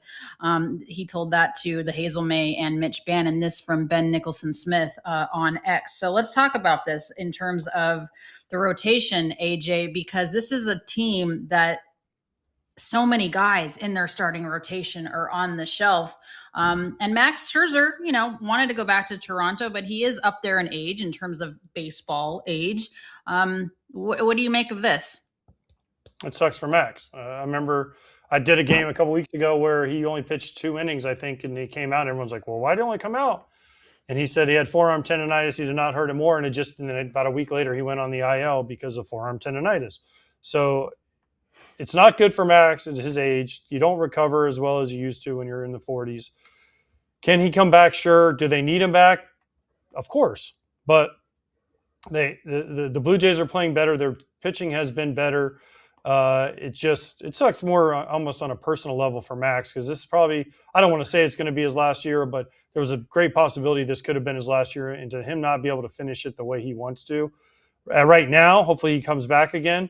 Then that's the sad part because he wanted to be in Toronto. He wanted to pitch in Toronto, and now he's not having that opportunity. Erik, does he need to play the piano more? Ken Rosenthal did a great story about Max Scherzer playing the piano. But in all seriousness, he talked to Hazel May. She does a great job covering the Blue Jays. And he says it's confusing as heck because he has a clean MRI. So this has got to be super frustrating and annoying to the future Hall of Famer. If we're bringing it up, he's thought about it like 3 seconds after the injury happened. Right when he has, my elbow's not bouncing back. Did I do too much? Did I not do enough? Am I doing the right thing? You question, okay, is piano the thing that's helping my fingers when I had the finger problem, my wrist when I had the wrist problem? Oh, but maybe it's hurting my forearm. at some point, I was very fortunate because I never played a lot. My body didn't really wear down, and I was fortunate to be able to play when I was 40. To have the amount of innings, the miles that you have, and to come through it with a clean MRI on his elbow, and they don't know what it is this just the standard father time? Age is catching up to his elbow. Could that be rest? Could they get a quality 10 starts from him by the end of this year? Who knows what that number is? But as the Blue Jays have shown, they need him out on the field. They need Berrios out on the field. They need Bieber to be able to get back when these guys are starting to get healthy because of all the injuries. They need their pitchers to continue to throw well. They need their offense to do well. The Jays have high expectations. I also think they caught lightning in a bottle last year, so they're going to have to do it again this year. Because if you remember, the Jays 2 years ago, I'm not saying the Jays are cooked, but I'm saying the Jays 2 years ago were nothing like the Jays last year. And they added to this team. I think they're a better team than they were last year, but that doesn't mean they're going to go from 94 wins to 104 because they added Dylan Cease, because they went after Kyle Tucker in free agency, because they made all these moves. No, like, they still have to go out and play these games. And with their injuries, they're going to have to figure out a way to get back in this race and make sure it's not just a wild card race and it's a division race. And they have an uphill battle if these guys aren't able to get healthy. Yeah, I'm not certain that we thought that the Rays were going to be as good as they are so far. The Rays, the Yankees, and the A's of all teams, the only three American League teams above 500 right now. Erik mentioned Shane Bieber, AJ. There is an update on him. John Schneider saying that he looked sharp in a 2-up bullpen at the Trop today. The Blue Jays righty will throw another 2-up bullpen next week, then work against live hitters for the first time. So you guys are catchers. What does that mean in terms of his progress? And obviously, looks like he's headed in the right direction. It would be great to get Shane Bieber back in that Blue Jays rotation. I feel like we haven't seen him a ton as a Blue Jay because of the injury woes. No, we haven't. And he came back last year at the end and pitched and did all right. And then when we talked to him, he said, he lost a little bit of feel. It would be one good start, one bad start. And then we all questioned, why did he take the option? Why did he pick up his own option for Toronto? And it was because he was injured, and now we know the extent of it, and hopefully he comes back and pitches well. Shane Bieber's a good guy. He's a great interview, and he's a great pitcher when he's healthy. So hopefully he can come back and help the Blue Jays, because, listen, we don't want to see anybody hurt. Contrary to what people think, we don't want to see anybody hurt. We don't want to see anybody not at their best. We want everyone to be at their best, and Shane Bieber is special when he's right. And if you're talking about 2-ups. I'm sorry. Go ahead. No. If you're talking about 2-up bullpen, that means he threw 20 or 15 or 20 pitches, sat down, got back up through 15 or 20 pitches. So he's essentially up to 30 to 40 pitches is what I would guess. This is like February 5th maybe of a pitcher's routine. Maybe February 15th, like right when he gets to spring training. And then his next outing will be lives. Maybe he does 2 lives. And then his first outing is in the game. So if you're talking about, okay, well, when will Shane Bieber be back? They're not going to rush him. And if you're talking about normal progression, he, in my opinion, he's a deep 6 to 8 weeks away from pitching yet. So you're talking about the All-Star break, essentially. Yeah, so, he's not anywhere close is basically what you're saying. And I'm not certain, guys, that Jose Barrios is close either, because Ben Nicholson-Smith was saying that the Blue Jays are still working through next steps with Barrios after his MRI last night. Expectation is Jays will know and share more on Friday. So we still don't know when he's coming back. Let's say all things being equal, AJ, if all 3 guys were coming back, let's say tomorrow, who do you think would have the biggest impact on this starting rotation just based on stuff? If you go off stuff, to me, it's Bieber. Okay. And if you go off name, obviously Scherzer. And then if you go off what had been consistency, it would be Barrios, because he would take the ball every 5th day. And now he's lost that. So the answer is all of them. Flip a coin, Alanna. I don't know. Flip a 3-sided coin and see which one lands. I don't know. Because right now you can't trust any of them, and it stinks for the Blue Jays. Yeah, and we don't know when any of them are coming back, so that also stinks for them. Another update for you guys, dealing with yet another pitcher, a guy that definitely they want back. Brandon Woodruff, the big woo, had a minor procedure yesterday. This from Adam McCalvey, who covers the Brewers for MLB.com, to drain fluid from his shoulder and is tentatively set to resume throwing on Saturday. Pat Murphy believes that Woodruff will only need a couple of bullpens before he rejoins the rotation. And again, the Brewers just continue to surprise me every single year with the way that they are always in it, right? But it's only going to get better, Erik, if Big Woo comes back. It is, but they're always in it because they had Corbin Burns, Josh Hader, Devin Williams, Peralta, Big Woo, and healthy Big Woo. Like, that's why they were always in it, because as much as they didn't have a large payroll, they had some kind of stud pitcher that every other team wants. The Mets wanted to give away the farm for Freddie Peralta. Like, they had those pieces. And without Big Woo, is Patrick going to be enough? Is Kyle Harrison for real? Yes, awesome, great story. Like, always defying the odds. You're defying the odds because of who you had. The Miz had to leave his last start. Hopefully he's 100%. To me, with Big Woo, the fluid on his shoulder makes me question, why was there fluid on his shoulder? Well, he had a major shoulder surgery.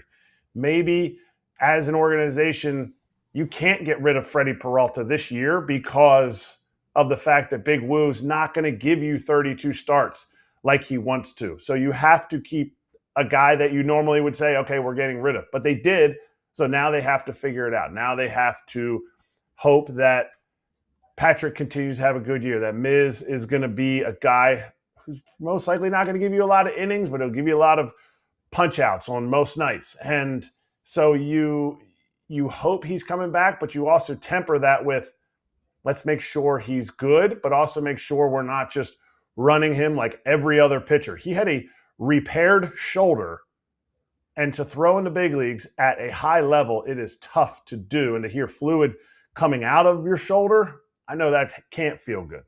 No, that sounds gross, actually. But I used to want to be a heart surgeon when I was little, thinking that was going to happen. I can't even hear of fluid coming out of your shoulder. That grosses me out. All right, Brandon Woodruff, we are hoping that you're back sooner rather than later. We have some extra time, guys, here on Foul Territory before we welcome in former manager Joe Maddon. So let's do a little That's What He Said. Yeah, that's what he said. That's what he said. That's what he said. That's what he said. Former Met Brandon Nimmo on if his trade was strictly a baseball decision or due to clubhouse dynamics. He said, quote, "I believe it was probably just a baseball decision. I didn't see anything wrong with the chemistry between the guys. And if it was happening, and I didn't know about it." Again, AJ, we'll start with you. I was a bit surprised that the Mets let Pete Alonso walk, that they got rid of Brandon Nimmo, two key pieces, I thought, of what the Mets were doing last season. But he didn't seem to think that there was a personality conflict or a chemistry issue with the Mets. But he did also say that there's a certain type of player and type of person that does well in New York. What do you think about what he said? It's just a baseball decision. He said exactly what you're supposed to say. He's not going to sell out his other team, his old team. He doesn't want to cause. He learned well in New York. I'll give him credit. He learned well in New York. If there was something, he's like, I didn't know about it. Well, of course you didn't know about it, right? I mean, there's been enough articles written about this. We don't have to dig into all the ifs and buts and whats and nots and all that stuff. But I don't know. I mean, for the Rangers, you're like, yeah, we'll make that trade again tomorrow for different players if the Mets want to make it the way they're playing right now. I don't know. He just said exactly what you're supposed to say to try to shut this story down. And you know what? I applaud you, Brandon Nimmo. Good job. You learned something in New York. All right. So I want you guys to listen to what Brandon Nimmo had to say about basically the differences of playing for the New York Mets and the Texas Rangers. Take a listen. Guys would always tell me when they would come from other teams, like, is this always how it is here? You know? And I didn't know any different. So I was just like, hey, I'm not really the guy to ask on that, but yeah, this is how it's been ever since I came up. Now being on the other side, I do realize what they mean. It is a lot more laid back, and there's just not necessarily, I wouldn't say less responsibility, but it's a whole lot easier, and so there is a certain type of player and type of person that it takes in order to be in New York, and I understand that better now. I just grew up in it, so I didn't know any different. But now I do. I would have more apathy and be able to understand a little bit more coming from Texas now and being there for a little bit. Guys, long gone are the days, for the most part, that a guy can spend his entire career with one team. You guys have played for different organizations. Obviously, Erik, a lot of different organizations. But is there truth to what Brandon Nimmo is saying? A fine prospect out of Cheyenne, Wyoming, by the way. Not a lot of guys come out of Wyoming. Is there truth, AJ, in what he's saying that it takes a different type of player to have success in New York? Absolutely. I played in Texas. It's great. Nobody cares that much. It's Cowboys football. It's Cowboys football, man. That's what we used to always joke about. Everyone would be like, oh, the Rangers we're in first place. Da-da-da-da. But wait, when did the Cowboys start? And when is Jerry Jones going to do? It's kind of like, there's like, you have the one beat writer, Evan Grant. And we all know he's not respectable. We love you, Evan. They have a couple other ones there. But listen, it's very easy to play in Texas. It's a great place. I love my year in Texas. It was so fun. It was a great atmosphere. The fans are great. They're there. They're supportive. They show up every night. They don't boo you. It's a lot like playing in St. Louis on a smaller scale. And listen, Brandon Nimmo is right. You go from New York where there's 25 beat writers standing there talking and asking you question after question after question. You go to Texas and there's literally like 3 guys and you know them all. You have a relationship with them all and you can talk to them and they understand what to write and what not to write. And that's what's cool about it. And that's why some people thrive in big markets and some guys thrive in small markets. It's just a personality. I think Brandon Nimmo nailed it. Again, Brandon, you're 2 for 2 today. Yeah, he nailed it. And he was always going to be the one, the reporter said it, that was always going to win the award at the BBWAs for the New York sports writer's favorite player, essentially, is the award. But they said they have a rule. They said, yeah, good guy award. You can't get it more than one time in your career. And they said, I think it was Albernaz, I think she said it. I'm saying it wrong. Albanese, I forget what her first name is. But either way, she said it, and she was like, yeah, he can only win it one year, so somebody else has to win it. So, yeah, Brandon gets that. He gets that. Now, the story I have is I got called up for my first time ever to Pittsburgh. Pittsburgh had like 2 or 3 beat writers. The next year, I went to big league camp with the Phillies. That was the year that they signed Cliff Lee. They had, they had the 5 aces on the team. They had just finished 4 straight division championships. And spring training from Pittsburgh to spring training to Philly was ridiculous. So you get immersed in it right away when you get to a larger market. And so if AJ said that's how Texas was easy, nobody really cared because they were focused on the Cowboys, there's plenty of places like that. But when you have the big market, there's so many more opportunities. There's so much more of an ability for you to be an impact in other ways than just baseball. And so I think players who struggle with that, it's just because they're not playing good baseball. I've never seen anybody say, oh, man, I struggled in New York. That year I won the MVP, that year that I hit 290 with 35, New York just ate me alive. No, it's the dudes that are hitting 230 with like 10 pumps. If you can make it in New York, you can make it anywhere. Joe Maddon is ready for us, so let's bring on our next guest.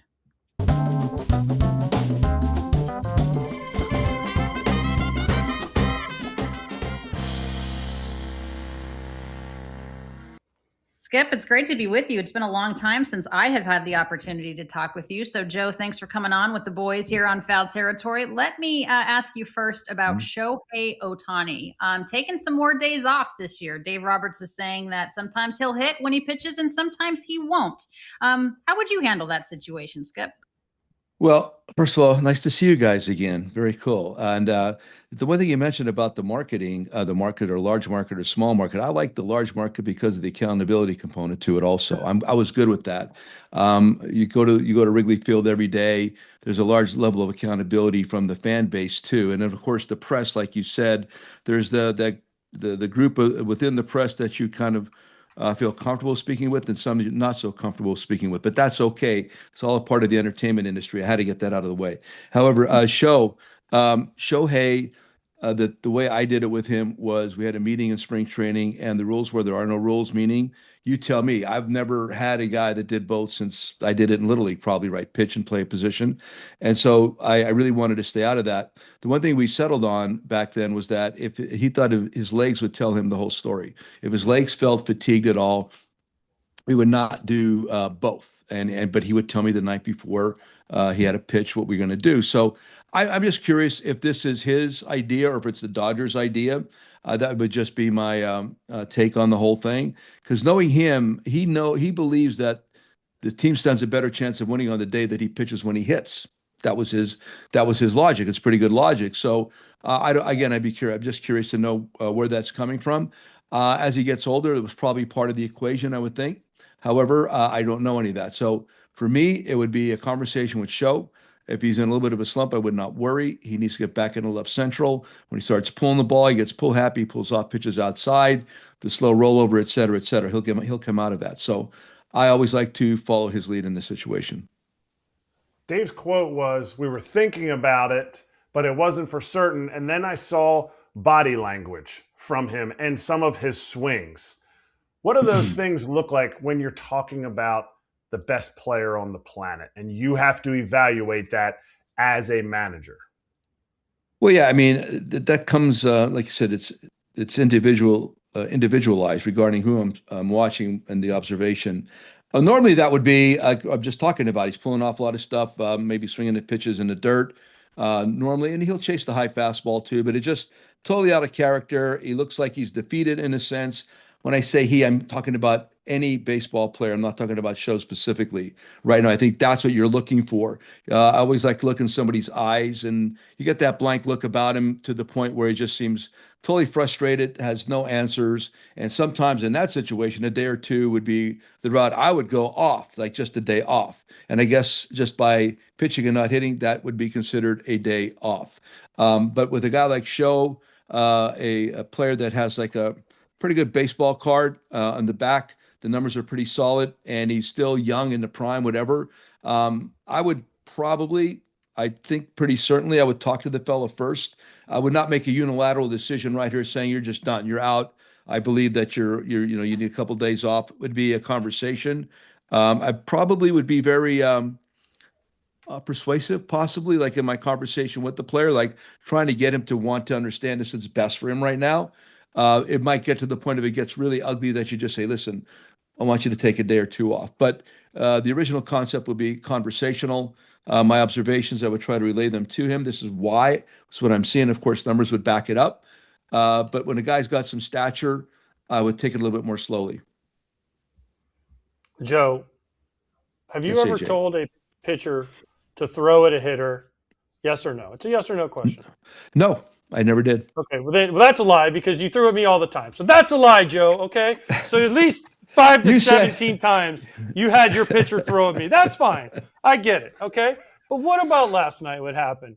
Framber Valdez, he didn't throw at Trevor Story after giving up 10 runs and back-to-back homers, and then he threw his first four-seamer of the year that hit him square between the numbers. How do you handle this as a manager? I mean, AJ Hinch handled it about as well as he could, but how do you go to the pitcher and say, look, man, we can't have this right now? How do you what's the fine line of a manager in this situation? Let me backtrack here just a second. I kind of noticed that. So he was left in the game to give up 10 runs. Is that right? Valdez was? It was. I don't know if he gave up all 10, but he gave up a lot. Yeah. It was all 10 at that point. Yeah. Okay, so for me, it was a couple of days that their bullpen was getting crushed too. I mean, they needed him to give them length because there was a couple of bullpen games prior to yesterday's game too, and then he was getting absolutely obliterated. I've been in situations where I've not done this either, AJ. With situations I saw Mr. Torre one time leave El Duque in to give up 10 points in Anaheim because he had been complaining about he was getting taken out of the game too early prior to that. So when I see something like this, I almost wonder like if the pitcher had popped off at any point. Let's get that out of the way. Now, what we're talking about here, how did AJ handle? Okay, we didn't feel like the conversation didn't feel good. Yeah, I mean, listen, I don't want anybody to hit. I did not want him to hit anybody. I never asked anybody to hit anybody, even when AJ did all those crazy things against the teams that I managed and really hurt us. Just so happened on several it occasions. just so happened, Joe, that I get hit right after that. It just what didn't come. No, you know what? It didn't come from you. It came from Sosha, or it came from Ron Renicky, or it came from Tim Salmon. One of the veteran pitcher in the bullpen. I'm sure Percy probably had a lot to do with that, as an example. Okay. But how do you handle that? I mean, here's the way I like to handle things in all these situations, and this is my Jack Ryan moment, meaning that I was a big reader. I'm still a big reader, and the protagonist in a lot of the Clancy novels was a guy by the name of Jack Ryan. You've seen the movies, and when he was pressed one time in one of the novels, the movies. There was an incident in the Caribbean where a very good friend of the president was involved in this big drug bust deal, shot, killed on a boat. And the spin doctors wanted the president to say, something weird or different to distance himself. And no, Jack Ryan said, no, Mr. President, he was not only one of your friends, he was one of your best friends. In other words, run at it, don't run away from it. So if it's hard for AJ, he can't come out and say that, yes, we intentionally threw out the hitter right there, which I don't think he gave that kind of an order right there. But you just got to be honest. If you're honest with the press, if you're honest with what you say, normally the situation goes away rather quickly. If you dissemble, if you try to take the truth and pick it apart and not give everybody everything, then the story becomes a story. So for me, it's a Jack Ryan moment. You just throw the truth out there, and to me, when you do that, the story goes away rather quickly. All right, Joe. That's the long answer. Who's your favorite Jack Ryan? I need to know who your favorite Jack Ryan is. I loved among them. I really liked the Harrison Ford. I did like him a lot. Okay. He was great with that. But I was thinking the first one, Hunt for Red October, Baldwin, right? Yes. He was really good in that. He was fabulous in that. I really liked that a lot. And if they had stayed with him, I was going to be good with that. And that was a great book. I read most of the books, Clear and Present Danger, read all this stuff. It was fantastic. So I'm saying Ford only because I think I saw him the most, but I really liked Baldwin's portrayal. I did. All right. Well, you said about honesty. Isn't there kind of a moment with a team, though, where you see this and you don't want this to be the persona of your team? Is this a case where you maybe make an example out of him? And would you ever say what you have to say in front of the team to Framber? Or are you always a closed door and then we'll conversate about how it's going to be taken care of with the team? Yes. Yeah, I criticize, praise publicly, criticize privately. I would, if I have an issue, I want to talk to you about it privately first, always. And really try to, let's get on the same page with this, and how are we going to proceed with this? And again, you're right. I mean, when we talk about honesty, it's as honest as we could possibly be with this, without really blowing it up to the point where somebody's going to get hurt. But I would have the conversation first behind a closed door, talk it all the way through, and then for me, I would almost like, and if I'm understanding the situation properly, like maybe have Framber address the whole group after we've had an opportunity to do this privately. But I don't like to call anybody out in front of a team. I can't even remember the last time if I ever did do that. I called out a whole team in Kansas City in 2008 when we won a game in Kansas City, because I never liked punitive meetings. I never liked punitive workouts. But if you call the group out after a win and after a win on the road, because it's everybody's kind of happy, whatever. But I was really pissed on that particular day. We were kind of starting to go through the motions. We'd never really done anything before. So I did that there and after on the road, because you don't want to soil your home clubhouse. I did not like when there was these really negative meetings in a home clubhouse, because that's a report to work mostly. I mean, that's half the season's in that clubhouse. So if you're going to get upset, do it after win, do it on the road. And that was the one time I screamed at a group to the point where I lost my voice, and that was 2008 in Kansas City. I believe it was August, and I was concerned they were getting too big for our britches. But otherwise, I don't. Individually, I don't know if I've ever, I don't think I even did that in the minor leagues. I've done some stupid things, don't get me wrong, but I don't think I was that dumb. And praise publicly, criticize privately, I think is the best way to go through something like this. And I really adhere to that. Joe, thank you for admitting that you had pitchers throw at me. So thank you for telling me. Thank you for admitting you've done a lot of dumb things. Yes. You've done a lot of dumb things. You just admitted it without admitting it. I did. I did do a lot of Thank dumb you. things. I have a list. Some of them are in the book too. Thank you. Also, You're by the welcome. way, you obviously don't know Ozzie Guillen very well because he criticized publicly and then tried to pump you up privately. So he was kind of He did the opposite direction, right? He was the opposite of you, which is fine. I mean, if you Lost if you in know translation. Ozzie, yes, exactly. Yes, This is something Spanglish, was. as he says. It's yes, Spanglish. You got it. You got it. Love Ozzie to death. I did too. So you guys are a little bit different. Mike Trout, he's in Anaheim. You manage Mike Trout. Will we ever see him leave Anaheim to try to go to a place to win? Because they're not winning this year. It doesn't look like they're going to win anytime soon. Could it turn around? Sure. But now it's kind of getting louder and louder. Hey, Mike Trout's off to a great start. It'd be the perfect time for the Angels to finally move him. Will that happen? I don't think it'll happen, but I thought it should have happened when it was pretty obvious that Shohei was going to leave the Angels, or when he did leave the Angels. I thought that was the perfect time to trade Mikey at that time too. Only because, I mean, the situation there wasn't good at that moment. It still hasn't really risen high above that particular moment in time. And they do, if they could restock in a very healthy way, and that would be up to their determination how they evaluate prospects. But yes, I would send him out. I would send him out for his own benefit, for the benefit of baseball, getting an opportunity to see him play in a playoff situation, just not unlike what happened with Show when he went to the Dodgers, and all of a sudden he's become kind of a Showtime. And Mikey, looks really good right now. I'm watching him in center field. He's moving well. You watch him. I saw him score first to home, I think, and I saw him. The camera happened to be on him going from around third base to the plate, and then he actually slid into home plate. And I thought, wow, he must be feeling pretty good if he just didn't run through the bag, slid into it, and he never lost stride, and the effort level was good. So yeah, if there's no better time for them to do it than right now. Get something in return for it. It's not conceding defeat by any means. It's just a smart baseball maneuver. And if in any way they could hook up with a group that they feel good about the return, I think it would be wise. Where would you like to see for Mike Trout and for baseball? Where would you like to see him play and be a good fit? It has to be a playoff team, obviously, like you said. Yeah. I mean, obviously Philadelphia is a good spot. I mean, everybody thought that's an easy fit because he lives right down the street from there.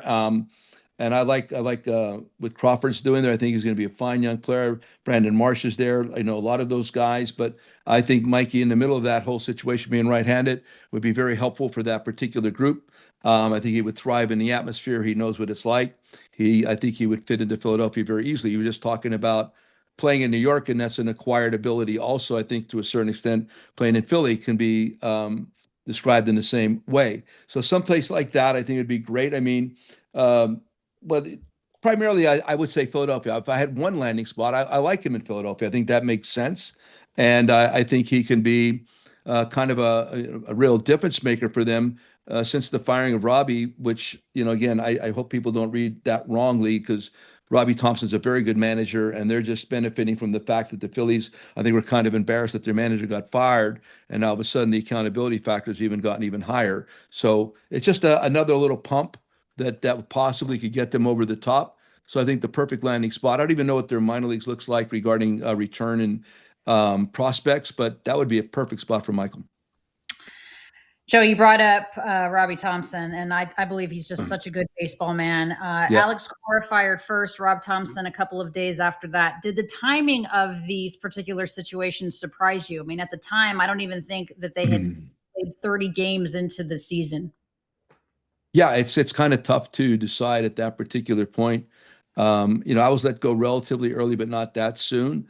Sometimes it almost seems as though that the organization was thinking about that in advance, maybe even in a spring training. Now, I've already talked about this. I thought it was easier for the Red Sox to let Alex go only because he was not hired by that regime. Whereas Robbie came back as a savior with the Phillies a couple years ago. So I thought that was a little bit more difficult. And I also believe that's why Carlos Mendoza, who I also like, I think these are really good managers. You have to really have something lined up pretty good to take the place of these guys because they're that competent. So it did surprise me. I'm glad that Mendoza's still there. I really am. I think Stearns understands that he did hire him, and I think that therein lies somewhat of the difference. So that's why I was not surprised with Alex. A little bit more surprised when Robbie was let go. And right now, like I said, the Phillies look like they're doing something well. I mean, and listen, Don Mattingly's one of my faves, so I'm happy for him also. But it's just the early point in the season kind of difficult to understand. But then again, these are teams that still believe they got an opportunity to get to the dance. So I think that they thought if we don't do this now, that it's going to look like this for a long time and we're going to miss our opportunity. That's what it sounds like. Joe, Tony Vitello, I think you've had some comments on him going. I can't imagine jumping from college to the big leagues without even managing anywhere at a stop, having any idea, speed of the game, length of the season. There's so many things. Right now, it's not going very well. There's been some admittance that the game's going too fast. It's longer than we thought they have. How do you address this if you're the Giants? What's your next move if you're the Giants? Well, first of all, it is different. I mean, there's nothing the same about like you're describing going from the college game to not just the professional game, the major league game. I became a manager in the big leagues when I was 51, 52, and I was so grateful that it took me that long to become a manager because I needed so much experience. I never played in the big leagues, which I thought was not necessarily a requirement to be a manager in the big league, but to have played there, I would have understood what it was like to be there better. The beat of the day, like you were talking about earlier, the press factor, the media factor, the travel factor, the length of the season factor, the ups and downs factor. There's so much going on with that, and then you're talking about some really highly charged personalities. These are men. These are professionals. This is their livelihood. You don't have the same kind of sway over them that you would in a collegiate environment where you're omnipotent. I mean, you're in charge of everything. You are the COO, CFO, the C whatever OO. You are in charge, and the way you can interact with these guys is completely different than you can on a professional or more importantly, a major league level. So for me right now, and I'll say this, because I did say some things, and primarily it was like it's kind of insulting is the way I described it, only because I am defending everybody that came before me also. The guys that put me in a place to have the opportunity to become a major league manager and eventually be a part of a group that wins the World Series. That part to me was so invaluable. And nobody even talks about the scouting component. Being a scout for so many years was probably the most important thing, part of my resume that helped me become, I thought, a good major league coach and then manager. All these things matter, but the point is it's different now because the way front offices deal with this, they kind of okay without so much experience, because when you get a guy like Tony in there who has not had experience, there's a little bit easier method or ability to control whatever's going on around there, because this guy doesn't have the same built-ins and years of experience or feel, or whatever you want to call it, intuition, that a guy that has not had that experience has or does not have. So it's an easier controllable situation. He speaks well. He's been very successful. I like him from a distance. I'd love to sit down and have dinner with him just to hear the whole thing. But I talked about this too recently. He needs to be true to himself. And whatever got him there, whatever that is about him, that needs to be maintained. That he's going to hear a lot of stuff from different people that are going to want him to change, or that he has to change, whether it's his high school coach or somebody in that front office. He's hearing a lot of different things right now, I believe. So I know for one thing, man, that's why I'm so happy I didn't get it till I was that later, meaning a manager's job. I knew what I thought. I knew what I knew. And of course, I continue to build upon that. But if you've never been in this situation, you guys know that, man. It's 90 feet, 60 feet, 6 inches. The fences are the same distance, but the game cannot be more different. He clearly connects with people. I think that's probably why he got the job. What on the field do you feel like if you think back to when you first were in a big league dugout after your years in the minor leagues, you weren't a manager right out of the gate. You were on a big league field watching the big league game. What do you think is the one thing that's probably toughest for him to adjust to that will take 2 months, 3 months, and give Giants fans hope that, like, oh, he's going to start to see the game? Because when I watch games and they pan to the dugout, I'm seeing the big league coaches looking at this way and he's looking this way. So for you, is there something that you're like, man, I wonder if he's able to see the speed of, okay, this, or 3 or 4 batters ahead that I need to get this guy loose? The biggest thing that I felt when I got there, I felt I was useless as a major league coach. I just went from running the entire minor league system. I had been a minor league manager. I had been a scout, like I just talked about.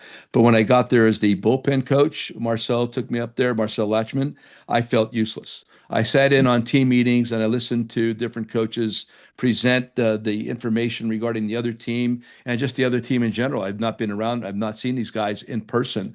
I felt useless. I felt like I didn't have an opinion because I didn't know. I had not been around this. So that was the one thing I had to overcome. And what I did was I started taking my own notes. And eventually the next year I became the first base coach. And my note taking got pretty deep and intense by that point. So it got to meetings my second year, and that was after the strike year of 94. I started to feel as though I can contribute. I'm talking as a coach, not as the manager.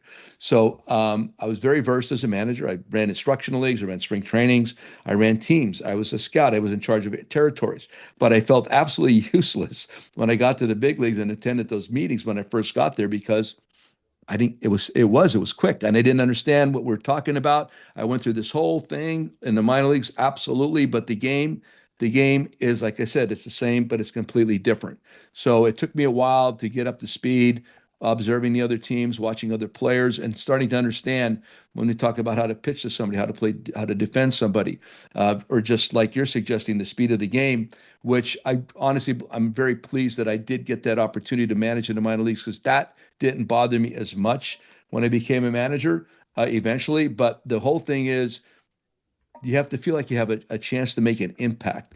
And if you're coming in there never having done anything before, and all of a sudden you're the manager, which is why you have to make the most impact with, it's very difficult because you just don't know the league and you don't know the players. Joe, what year was it when you told your catchers not to tag guys when the ball hits the dirt? I'm just asking for a friend. Just asking for a friend, Joe. I don't know. Right after, what year was that when you wrote that in your notepad? That was 2006, Sat 5, excuse me. 5 going into 6. Poor I just JP. wanted to know. No, yeah, I was there. Joe, yeah, that was Gerrit Crawford too. Gerrit Crawford, who I love. Oh, it was Doug Eddings. It was Doug Eddings. I know, but Jerry backed him up. Jerry backed him up. Well, they're not going to argue with each other, Joe. You know this. That's it.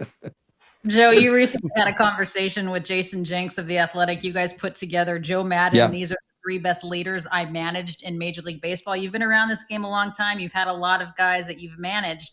So you picked 3, which is hard to do. It's hard to narrow it down. Who did you choose? Let's start with number 1. I started with Cliff Floyd, and I had Cliff with the 2008 Rays. Andrew did a great job that offseason. We had a nice young group of core group of players, but we needed some flavor in there. We needed some salt and pepper. We needed some guys who could actually lead, and we had Troy Percival came on board, Erik Kratz came on board, and then Cliff, who I did not know at all, came on board. And Cliff, one of the threads within these 3 leaders I felt was like presence, physical presence, and just presence in general. And Cliff is absolutely all about that. And all 3, and they all had the common thread. I love my conversations with him. And he would come and sit in the office and he'd look you right in the eyeballs and we would talk about things. And it would be things that kind of like, as they say, stuck in your craw a little bit, things that he didn't like, things that he thought we could do better with. And we'd sit and talk about it. And then would attempt to make the adjustments, including himself, because his influence in the clubhouse was that great. And then, like I said, his line drive he still had something left in the tank. And if you've all seen, I think in person, a Cliff Floyd line drive over a center field fence at Tropicana Field. It was absolutely scary. But his method was just like his line drives. It was different. He just hit the ball differently when he was on top of it. And then his approach in the clubhouse to me was spot on. And I watch him on TV right now, and I could feel all of that. And so anyway, that's all encompassing. It starts with presence. He was an absolute winner. All he wanted to do was win. And he had this like a humble way about him also, and I think all three of them do. That they're just there to share information. They want to win, but the presence factor really carries a lot of weight for me.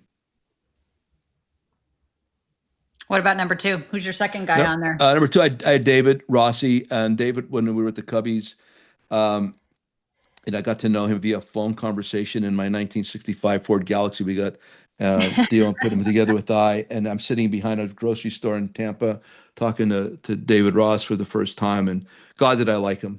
I really liked him a lot. David was, like I said, he was the bad cop in a good way. David, the thing that sticks out to me is the time that Addie Russell messed up on the field. I don't remember exactly. He was on defense.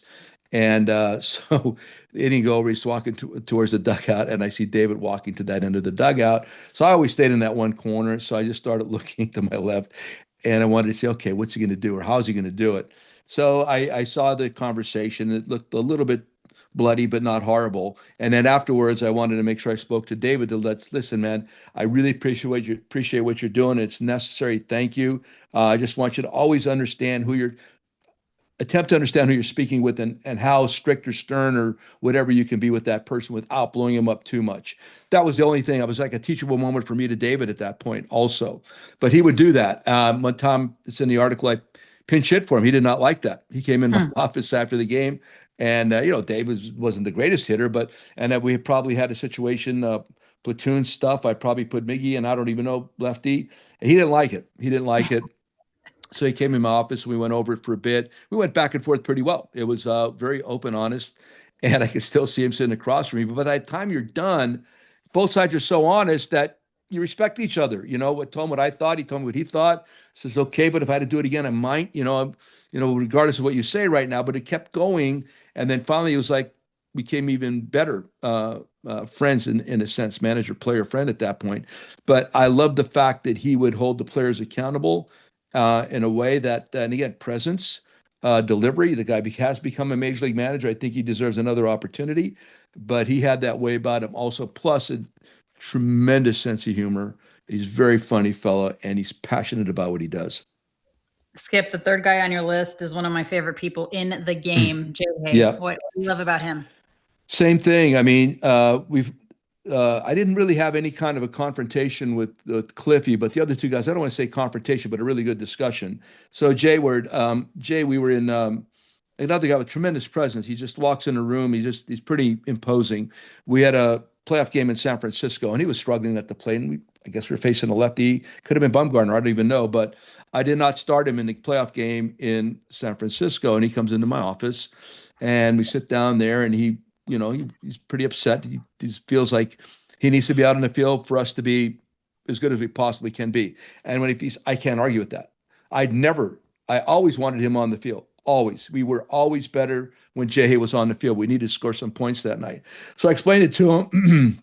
This is my call right now, and it was my call. This is the best possible lineup we could put out there right now, but be assured, I want you on the field as soon as we can and as often as we can. And that's true. Jason, the whole time in Chicago didn't hit up to his contract, but he delivered. Man, he delivered in every other way possible, whether it was tapping gloves coming off the field to unify the outfielders or the dugout in general, or the best abbreviated baseball team meeting in history in 2016 when the rain delay in Cleveland, when he took it upon himself to call the boys into the room and discuss with that moment. And pretty much from what I've understood, I wasn't there. The crux of the conversation or his meeting was, this is our time. This is our time, guys. Nobody could take it away from us. It is our time, and we're going to do this. Pretty solid, pretty short, to the point. And to me, that, if anything, should go down. People should repeat from that World Series victory is that Jay Ward got them in that room and he was very direct with them. We came out, I was upstairs checking the weather report. We came out in the field. My God, I thought the game was just about ready to begin. Our guys were that jacked. And of course, you saw what happened. So to have the temerity, the ability, the balls to call that meeting like he did and speak as he did, because he wasn't the 300 hitter. He wasn't the guy with 20, 35 home runs. He wasn't that guy. He was just a solid human being and a great baseball player, and he did it. And that was one of the biggest differences in us winning the World Series. Joe, there was a poll out about the best looking managers while you were still managing, and you were one of the top 5 best looking managers. But earlier when we brought up this picture of you talking about the best 3 leaders that you have, the athletic picture. Yeah. Does this personify this picture? Does it personify what it felt like sometimes managing under what was going on in Anaheim? I'm not good in red. Let's just put it Is that that what way. it is? See, AJ's not either, and that's what I was going to say. I think it's a red thing. Red. I think it's a red thing. I agree with the top 5. However, it's when I see that picture, I cringe. That's a cringe-worthy picture, and it's definitely not a sponge-worthy picture, but it's definitely cringe-worthy. Wow. I got it. I got the sign. That's very good. You got the reference. Okay. I got it, Joe. You're not that old, Thank Joe. you. Joe, thank you so much. Appreciate your time as always. Hold on, Joe. Yeah, before we let you go, go. When did the Cubs win the World Series? Because I don't remember them winning. Did they won the World Series? They did. They were the last Chicago team to win a World Series. I try to block that out. I try to block that out of my mind. I think I've done a pretty good job of it. 2005, when you guys beat us, if you all remember, we had just come off a really difficult moment. The Angels did to get to that point. We get to Chicago. We win that first night, and then that second night, the game was absolutely stolen away from us via one of your broadcasters right here, which I do credit you for. I do. Listen, I give you all the credit in the world because those are the kind of things that are not evaluated on any kind of analytical sheet in past, present, or in the future. So you outcompeted us in that particular moment. You won, and that one moment, you have to understand, completely turned around the entire series. If that moment doesn't occur, the Angels win that, and the Angels go to the World Series that year as opposed to the White Sox. That is absolutely true. There's nothing conflated about that. That's what happened, and the White Sox win the World Series based on AJ's ability to run the first base with the ball in a perceived ball in the dirt. Perceived. I like how you threw the perceived. But that wasn't even what I was going to with this. Okay. But all I wanted to say was before we let you go, you had Gerrit Anderson for a long time. Oh, he recently passed away. An awful story. Anyone that played against him, anybody that ever talked to Gerrit Anderson, nothing but the utmost respect. So before we let you go, I just wanted to get your perspective on Gerrit Anderson, on GA, and just what a great dude he was. Even though we had some battles, he was just always a great dude, always smiling, always came up. And I never wanted to see that guy up in a big situation. You're right. GA, I had him started with like 17, I think he was, might have been 18 years of age. It was at Granada Hills. I don't know, some high school out there in California. I remember our first instructional league together. I remember a game in particular where he didn't feel the ball well in left field. I think it was at one of the backfields at Fitch Park. That created a conversation. I remember going to Boise to watch him play in Boise, Idaho. He had really never played under the lights much before, so I'm in town as a roving instructor at that point. We kept the lights on after the game so GA could go out there and hit him some fly balls with the lights on. I was his hitting coach, and one of the G just liked to swing the bat. He didn't really like to walk. And one of my lines used to be that I wanted you to hunt a pitch and really hunt the pitch and accept your walks and really, if you do that, your on base is going to come up. This was part of my spiel back in the day. And one day he came up to me and said, "Hey Joe, you know that thing you talk about hunting your pitch?" I said, "Yeah, GA." He says, "I really can't do that." I said, "Well, GA, don't do it. Just go out there and hit." He's a sweet man, the sweetest. His eyes smiled before his mouth did. You'd know where he was coming from. Conversationally, he would just start breaking down with his eyes, and that would be the smile, and you know that you had him in that moment. He and I had some great conversations because there was GA had this one speed about him, which sometimes people criticize for him, but I thought it was his strength. Look at the number of games played. You don't have it up there, do you? check out the number of games he played on an annual basis. The guy never missed. He posted all the time. If he had injuries, he really hid them well. You could rely upon him. And I'll tell you what, if there's runner in scoring position with 2 outs, you want a GA up there. And he even demonstrated that to me when he was in Vancouver. I went up to the Couve to watch him play. I was the hitting instructor, and this guy drove in runs without homers, which I always look as a really indicator of a guy that knows how to drive in a point. So beyond that, as a human being, his wife Teresa, his kids, we're all hurting about that one. He remarkably calm, great friend. I don't think I've ever saw him lose his temper. It was like just like he played even keeled. So it's a big miss. It took us all. I was coming back from a restaurant. Somebody called me that night before it was public. Timmy Meade called me, and it's awful. It's awful. So yeah, he was all of that. He was the best. Thank you. Yeah. That was awesome. Thank you. Couldn't have said. I mean, I didn't know him as well as you, so thank you. You're welcome. Yeah, very well regarded. Joe, we appreciate you. Thank you so much. Always good to hear your opinion on things and get the insight. We'll talk to you again soon. Anytime, guys. Continued great luck and success with your show. You guys are great. Appreciate it. You as well. Thank you, Joe. You Thank can you. check out Joe and Tom Verducci's podcast, The Book of Joe, with Joe Maddon and Tom Verducci, wherever you get your pods. Now it is time for BetMGM.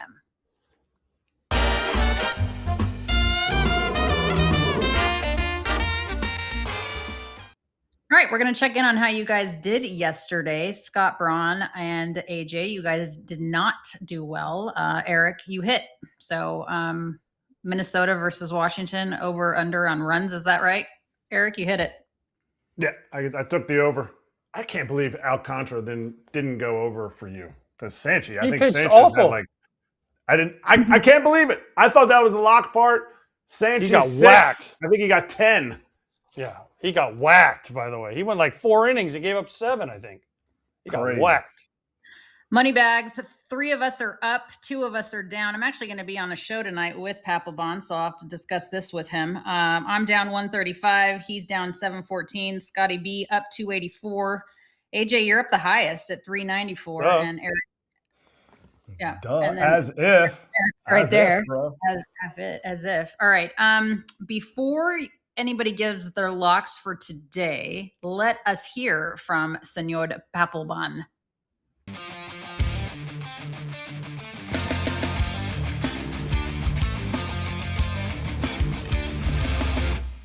FT Nation, what's up? It's your boy Parlay Pap coming to you on this Wednesday with a 2-game parlay. I got the Pittsburgh Pirates in the money line, and I'm also taking Zach Wheeler and the Philadelphia Phillies in the money line. We're going to parlay them together for plus 172, I believe, and we're going to put 400 on it, and let's get that cheese. AJ, what's your lock of the day? My lock of the day is Papelbon will never get his odds right when he calls it in, and then he sends it in. Ever! It's always different. Every time it's different. So that's my lock of the century. I don't know where he was, in an art museum or what, but that was a weird background. Wow, Pap, clean it up. So distracting. My lock of the day is Noah Schultz at 5+ strikeouts, so 5 or more against the Angels. They strike out way too much. And then over 8.5 in the Red Sox and the Tigers, because the Tigers bullpen is destroyed. The Red Sox, I think, I don't even know who the Reds. It doesn't matter. They're going to score over 8.5 today, and that gets. Plus, we had Torque on, so he's guaranteed a homer. So that's plus 206.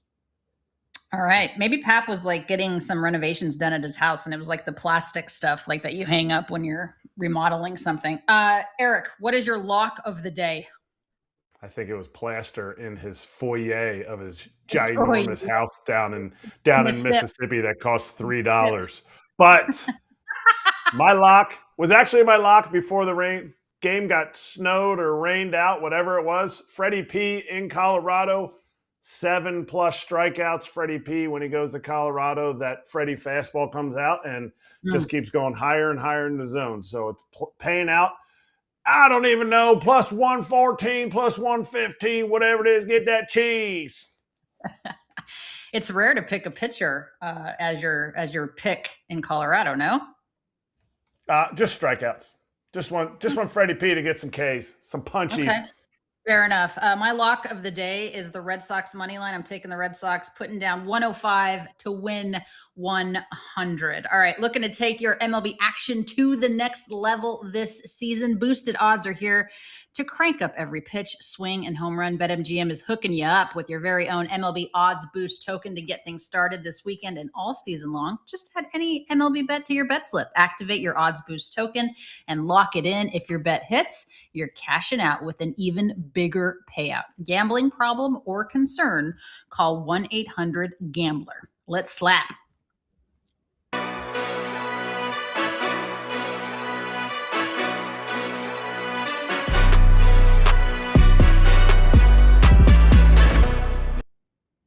All right, we have some new information here. The Dodgers are already playing against the Houston Astros in a day game. Jack Harris, who writes for the California Post, Dave Roberts and a trainer are coming out to check on Tyler Glasnow after he threw some warm-up pitches for the second inning. It is my understanding that he is out of the game, guys, so that's not good. They are getting Blake Snell back soon. And they were going to have to make a decision as to who was going to be the odd man out, but they may not have to, AJ, if Glasnow is in fact out for a bit. Yeah, back. They said lower back problems. I don't know. Hopefully he's back soon. That's it. Yeah. Okay. I mean, they do have depth. I don't know how this guy gets hurt, I'll be honest. Playing with him as hard as he works, as diligent as he is about stuff, but it's been standard for him, but it's also good that the Dodgers are able to hopefully stop it before it gets really bad, and they have that depth to be able to do that. Very true. I've seen a lot of first pitches, as have you gentlemen, in terms of ceremonial first pitches and those types of things. But how about this? Miami Dolphins quarterback Malik Willis threw out the first pitch ahead of Friday's game. Now, he is the Miami Dolphins quarterback, as I just mentioned, but this first pitch was a bit crazy. He claims that he slipped. Are you buying it, AJ? Hey, at least he didn't bounce it. He missed high. And he threw it hard. So not the worst first pitch I've ever seen. 50 Cent. 50 Cent was still pretty bad. 50 Cent. There's a few of them that are pretty bad. Bob Costas had a bad one once. We love you, Bob. But no one saw it as racing the memory banks forever. But yeah, at least he threw it high and hard. So we'll give him credit for that. He did slip. Go back and watch the video. You can see his front foot slip, but it's a rookie mistake by a quarterback. You just think automatically, well, yeah, quarterback, he should be able to throw a baseball. I bet more baseball players can throw a football than football players can throw a baseball. Are baseball players the best athletes? I mean, No. if you argue what an athlete is, are they the most physically gifted? No. Could they play other sports? Yes. But let's be honest, like physically gifted, go on a football field. Them men are built way different than baseball players. You go on a basketball court, you're not touching an NBA court. It's not happening. Like sport to sport, that's such a hard argument. Eye coordination, I think, is the hardest thing in the world. Specialized. Fair. It's the most specialized skill. Hitting a baseball is the most specialized skill. I mean, by the way, Leon Dion said that baseball was the hardest sport he's ever played. It is. The specialized one is the hardest part. Okay. By the way, two things. Jose Altuve's birthday today. If you haven't seen the thing Pitching Ninja did with him swinging himself, trying to hit the slider last night, hilarious. Good job, Rob. And second of all, it's Willie Mays' birthday too, but it's Izzy Alcantara's birthday. And if you don't know who Izzy Alcantara is, just Google batter, drop kicking catcher, and you'll know who he is. Heads up. Yes, watch your chest. Really quickly, what's your hat, Kratz? We got to say goodbye. Oh, nice. Spencer Torkelson on Tigers. You got all the Grapefruit League hats. How did you do this? And the Arizona League and all the WBC. Shout out New Era. Best hat game in the game. Wow. All right, guys. Great to be with you as always. We appreciate it. Scott Braun is back with you guys tomorrow. For all of you joining us, thanks so much. Obviously, Joe Maddon, Spencer Torkelson. We appreciate you guys. We'll talk to you later. See ya.